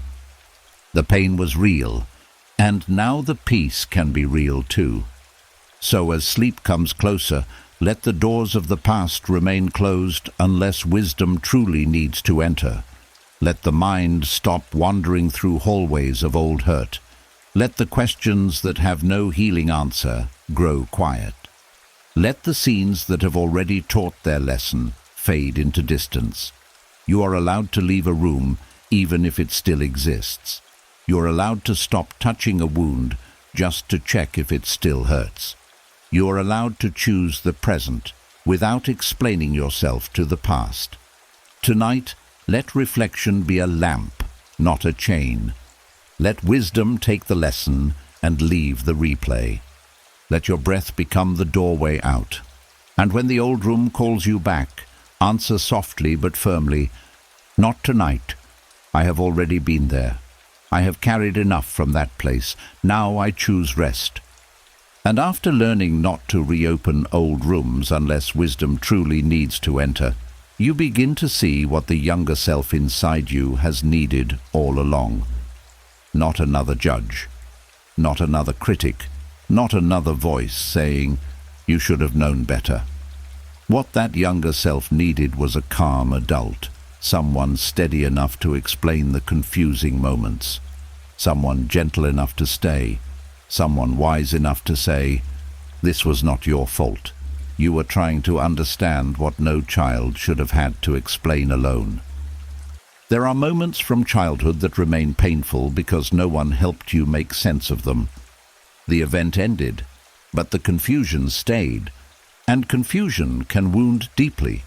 A child can survive something painful and still carry a question for years. Why did that happen? Why did they act that way? Was it because of me? Did I do something wrong? Could I have stopped it? Why did love feel warm one day and cold the next? Why did peace disappear without warning? When no safe adult helps the child understand, the child becomes their own interpreter. And a child's interpretation is often full of blame, fear, and misunderstanding. This is how the inner witness becomes wounded. The inner witness is the part of you that watched what happened, the part that remembers the feeling in the room, the part that saw the faces, heard the tones, felt the silence, and tried to understand what it all meant. But when that witness was young, it did not have the tools to explain adult pain. It did not know how to separate someone else's behavior from your value. It did not know that adults can be emotionally unskilled, wounded, overwhelmed, selfish, frightened, immature, or lost inside their own patterns. So the child witness often made the only conclusion it could reach. Something must be wrong with me. That conclusion may have followed you quietly. It may have become the background voice behind your choices. When someone is distant, the old witness says, "You did something wrong." When someone is angry, it says, "You must fix this." When someone leaves, it says, "You were not enough." When life becomes uncertain, it says, "Danger is coming." When you make a mistake, it says, "Now love will be taken away." This is why healing the inner witness matters. Because the part of you that watched the past may still be explaining the present through a child's fear. Stoic wisdom helps you become the calm adult that child never had, not by changing what happened, but by returning to the memory with a steadier mind. You do not return to drown in it. You do not return to reopen the old room again and again. You return only when there is a younger part of you still standing there, confused, waiting for someone safe to explain the truth. And that someone can now be you. This is not pretending. This is not fantasy. This is the adult self bringing reason, compassion, and clarity to a place where fear once ruled. The Stoics practiced looking at events clearly, stripping away false judgments, and seeing what belonged to them and what did not. You can do this with your own inner history. You can look at an old moment and say, Here is what happened. Here is what I felt. Here is what I believed. And here is what I understand now. That last sentence is the healing sentence. What I understand now. Maybe you understand now that the anger in the home was not created by you. Maybe you understand now that the coldness you received was not proof that you were unlovable. Maybe you understand now that being ignored did not mean you were invisible. Maybe you understand now that you became quiet because silence felt safer, not because your voice had no value. Maybe you understand now that the adults around you were carrying storms they did not know how to calm. This does not excuse them. It releases you, because a calm explanation can free a child from false responsibility. Think of the younger self inside you as someone who witnessed a storm and believed they caused the weather. For years, that child may have carried guilt for thunder they did not create, fear of clouds they could not control, and shame for being wet in a storm no one protected them from. The calm adult inside you can finally say, "You did not cause the weather. You were caught in it, and you did the best you could to stay alive, stay loved, stay safe, and stay whole." Let those words settle. You did not cause the weather. You were caught in it. Many childhood wounds are not healed because the inner child keeps asking the same question in different forms. Was it me? And the calm adult must answer again and again until the nervous system begins to believe it. No, it was not you. No, your needs were not the problem. No, their inability to love well was not proof of your lack of worth. No, their anger was not your identity. No, their silence was not your sentence. This is the work of the healed inner witness. It does not deny the pain, it gives the pain context. And context can be medicine. When pain has no context, it becomes shame. When pain is understood clearly, it becomes grief, wisdom, and release. You stop saying, "What is wrong with me?" and begin saying, "Something happened around me, and I adapted." That shift is not small. It can change the way you see your entire life. At night, this practice becomes especially powerful because the mind is quieter and the old witness can be heard. Before sleep, you can gently review one confusing feeling from the day. Maybe you felt rejected when someone did not reply. Maybe you felt guilty for resting. Maybe you felt afraid after a small disagreement. Instead of attacking yourself, ask, "What younger part of me is interpreting this moment?" Then ask, "What would a calm adult say here?" The calm adult might say, "A delayed reply is not proof of abandonment." It might say, "Rest is not a crime." It might say, "Conflict does not always mean love is ending." It might say, "Someone else's mood does not automatically belong to me." It might say, "I can handle discomfort without disappearing." These sentences become new guidance.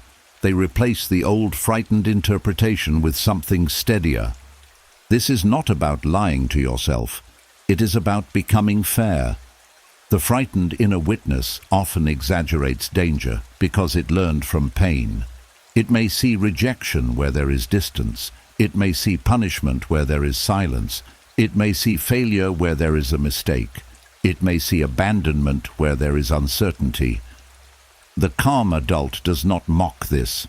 The calm adult says, "I understand why you saw it that way, but let us look again." That phrase is deeply Stoic. Let us look again. Not from fear this time, not from childhood, not from the old room, not from the belief that everything is your fault. Let us look again from wisdom. Let us look again from the present. Let us look again from the adult body, the adult mind, the adult life. Let us look again with the knowledge that you survived. Let us look again with the truth that you are not helpless now.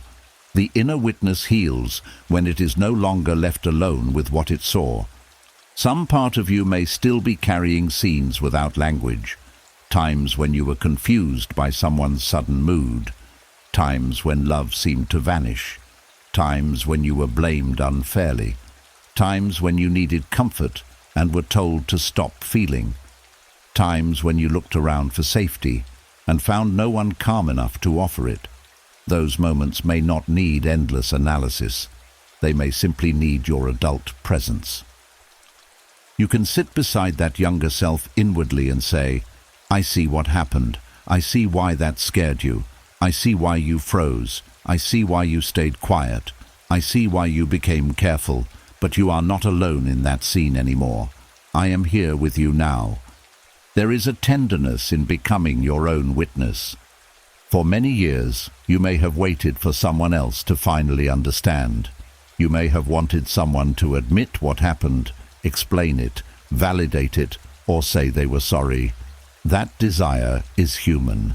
But your healing cannot depend entirely on whether others become honest. Some people may never look closely enough. Some may never remember the way you remember. Some may deny what shaped you because admitting it would require them to face themselves. So the inner witness must be healed by someone more reliable than their denial. You. You can become the one who no longer looks away. Not in a bitter way, not in a way that lives forever in the past, but in a steady way. You can say, "I will tell myself the truth. I will not minimize what hurt. I will not exaggerate it into my whole identity. I will not use it to destroy myself. I will hold it with wisdom." That is mature healing. To become the calm adult your younger self needed, you must learn 3 quiet skills. The first is presence. Stay with yourself when uncomfortable feelings rise. Do not abandon your inner world the moment it becomes inconvenient. The second is explanation. Give your younger self the adult truth it did not have then. The third is protection. Let that younger self know that you will not keep placing them in situations that repeat the same wound without awareness or boundaries. Presence says, "I am here." Explanation says, "This was not your fault." Protection says, "We will choose differently now." Together, these 3 become inner safety, and inner safety changes the way you sleep. Because the body rests more deeply when it trusts that someone wise is in charge. Not a frightened child, not an inner critic, not shame, not panic, but a calm adult who can witness pain without collapsing, who can review the past without drowning, who can face the present without turning every moment into an old story. That adult is growing in you now. Every time you pause before blaming yourself, that adult grows. Every time you speak gently to a triggered part of you, that adult grows. Every time you separate what happened from what it meant, that adult grows. Every time you return what was never yours, that adult grows. Every time you choose not to reopen an old room, that adult grows. And tonight, that adult can sit at the edge of your inner world like a quiet guardian. Not controlling everything, not forcing healing, not demanding perfection, just watching with love, listening with patience, explaining with wisdom, protecting with calm. So as sleep comes closer, let the younger self inside you feel this new presence. Let them know they do not have to interpret life alone anymore. They do not have to turn every mood into guilt, every silence into rejection, every mistake into shame, every uncertainty into danger. They can look toward the adult you are becoming and find someone steady there. Someone who says, "I understand." Someone who says, "I will help you make sense of this." Someone who says, "You are safe to feel, safe to ask, safe to rest." This is how the inner witness heals, not by forgetting what it saw, but by no longer being alone with it, not by erasing confusion, but by meeting confusion with clarity, not by pretending the past was simple, but by bringing a calm adult into the places where a child once stood, afraid. And in the quiet of this night, that child finally receives what was missing: a steady voice, a gentle explanation, a presence that stays, a witness that does not turn away. And after becoming the calm adult your younger self needed, you may begin to understand why rest has not always felt simple, because even when the mind wants peace, the body may still distrust stillness.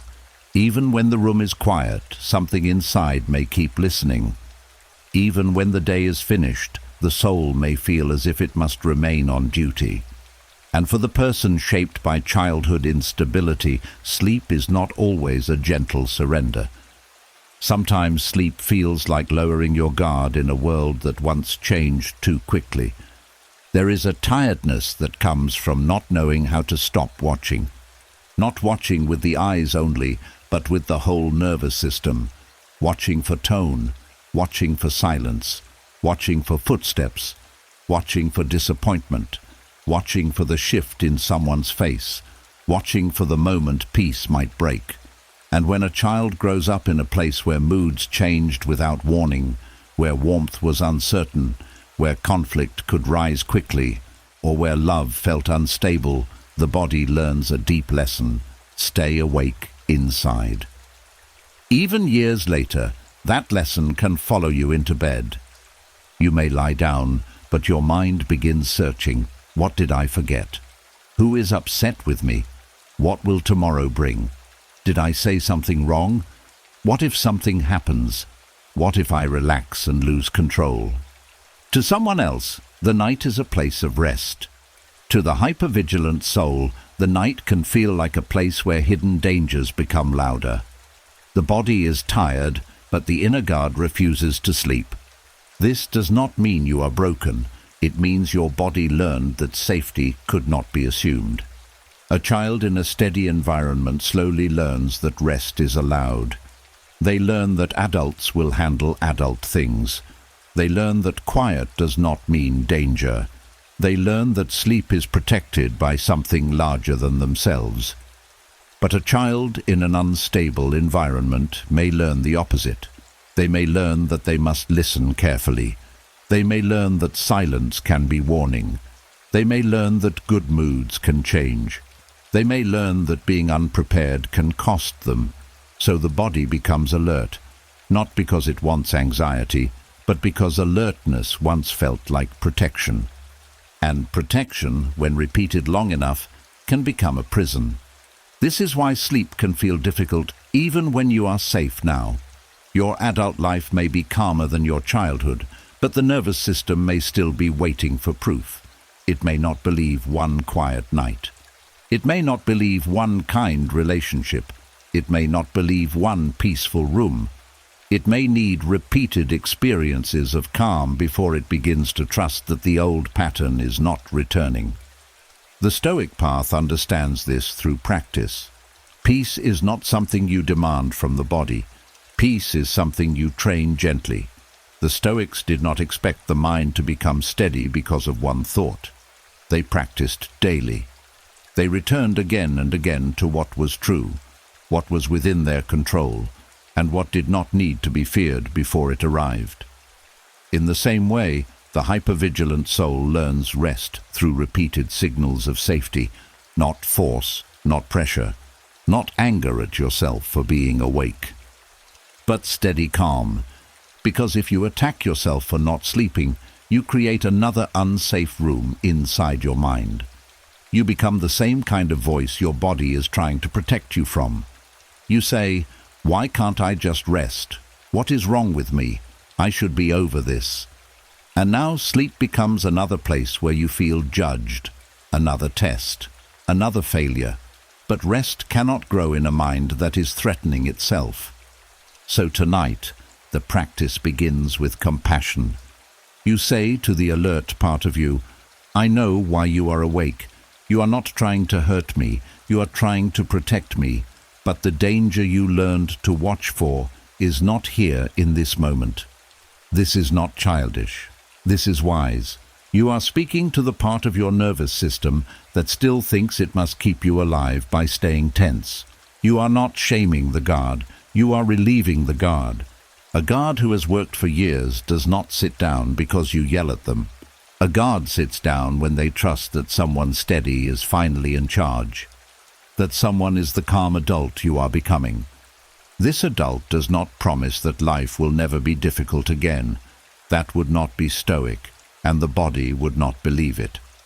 The calm adult says something wiser. Whatever comes tomorrow, we will meet it tomorrow.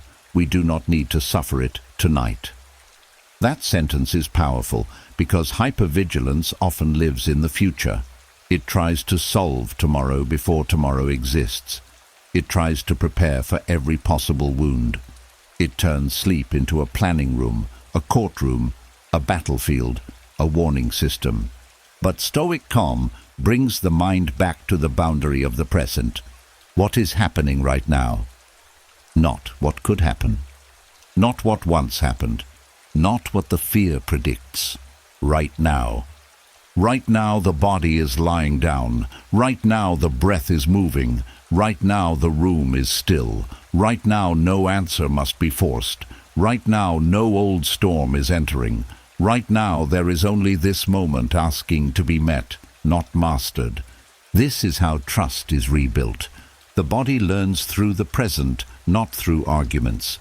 You cannot convince the nervous system with a long speech if your breath is rushed, your jaw is tight, and your mind is fighting itself.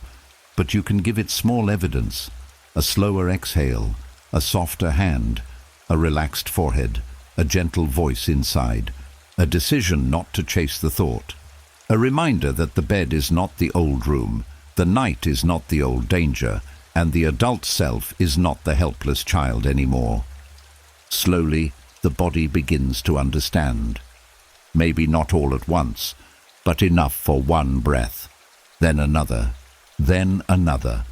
Hypervigilance often makes people feel ashamed because they think rest should be natural, but what is natural to one person may be learned for another. If your early world taught you to stay alert, then rest must be relearned, and relearning takes patience. You would not shame a person for needing time to walk after years of being injured, so do not shame your soul for needing time to rest after years of being on guard.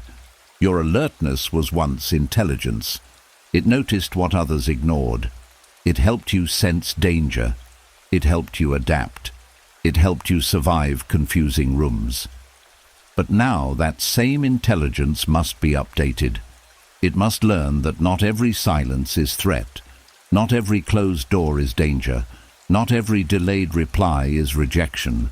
Not every peaceful moment is waiting to be broken. Not every night requires a watchman. This is where Stoic discipline and gentleness meet. When the mind begins scanning, do not follow it into every corridor. Let it present its fears, then answer with calm reason. Is this within my control tonight? If yes, choose one small action and then release it. If no, let it remain outside the gates of sleep. Can this be solved by thinking about it at midnight? If not, do not pay for tomorrow's uncertainty with tonight's peace. Is this fear based on current evidence or an old pattern? If it is old, thank it, then return to the present. This is not avoidance. This is governing the mind. A Stoic does not let every thought enter the throne room. A Stoic examines what knocks. Some thoughts are useful and deserve attention. Some are echoes and deserve compassion, but not obedience. Hypervigilance treats every knock like an emergency. Stoic calm says, "Wait, let me see what this is before I surrender my peace." That pause is how you rebuild authority over your inner world. At night, your nervous system may ask for rituals of safety, not complicated ones, simple ones. A steady breath, a quiet phrase, a soft review of what is true, a gentle loosening of the body, a reminder that the day has ended, a decision that no painful memory will be reopened unless it brings wisdom, a promise that you will not use the night to punish yourself. These repeated acts become a new language. The body begins to hear. Night does not mean danger anymore. Night means return. Return to breath, Return to body. Return to the present. Return to the adult self who can protect without panic. And if sleep does not come immediately, you do not need to fight the wakefulness. Fighting wakefulness often feeds it. Instead, make wakefulness safe. Let the body rest even before sleep arrives.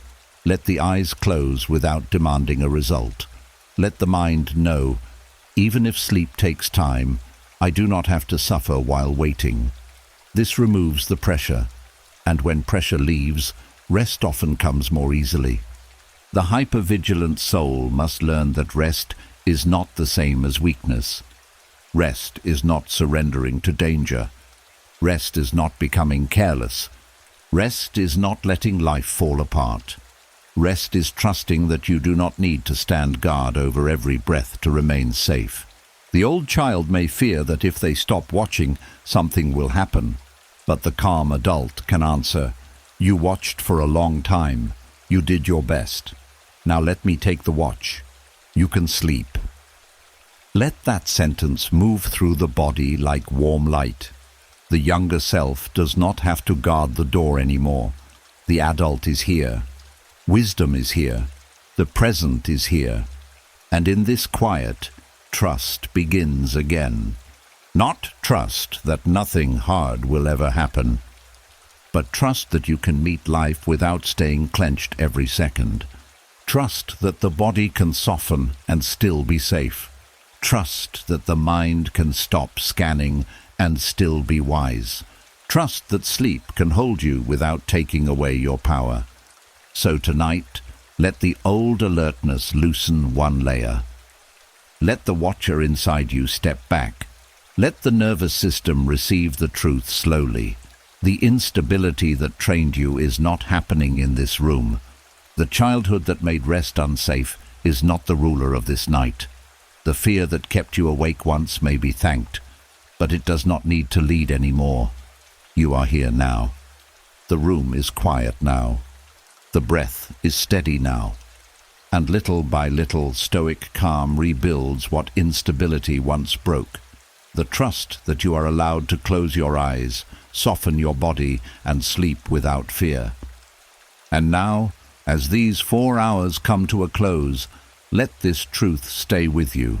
You were never weak for carrying what began in childhood. You were only young. You were only learning how to survive with the tools you had. The silence, the tension, the overthinking, the fear of disappointment, the need to please, the habit of watching other people's moods, the difficulty resting, the old shame that followed you into adulthood. None of it appeared from nowhere. It came from places where your heart needed safety, but learned survival instead. But tonight, something has changed. You return to the younger version of yourself without judgment. You listened to the body that remembered what the mind tried to forget. You separated what happened from what it meant. You saw the wound of being unseen, and you stopped measuring your worth by the attention you did not receive. You began releasing the need for a different childhood, not because it did not matter, but because your peace cannot wait forever outside a door that will not open. You learned that your voice can return, that your day can be reviewed with wisdom instead of shame, that your nervous system can slowly unclench, that other people's moods are not your lifelong assignment. That memory is real, but it is not identity. That love should not require perfection, overgiving, or disappearance. That grief can be honored without becoming bitterness. That guilt, fear, anger, and shame that never belonged to you can be returned. That good things do not have to be feared before they arrive. That old rooms do not need to be reopened every night. That the calm adult your younger self needed can now begin to live inside you. And that sleep can become safe again, little by little, breath by breath. The past may still be part of your story, but it does not have to be the ruler of your soul. You do not have to spend the rest of your life proving that the pain was real. You do not have to keep suffering to honor the child who suffered. You do not have to stay tense to stay protected. You do not have to stay silent to keep peace. You do not have to keep earning love from people who taught you to doubt your own worth. Tonight, let the old guard rest. Let the inner child come closer. Let the body soften. Let the mind stop arguing with yesterday. Let the soul remember that healing does not always arrive loudly. Sometimes it arrives as one quiet breath where you finally realize, I am not there anymore. I am here now. And here I can begin again. If this meditation touched a part of you that has been quiet for too long, leave a comment with the words, I'm coming home to myself. Let it be your small promise to the younger you that they are no longer being left behind. And if you want more calm, deep Stoic reflections like this for sleep, healing, and inner peace, subscribe to the channel and turn on notifications so each night can become another step back to yourself.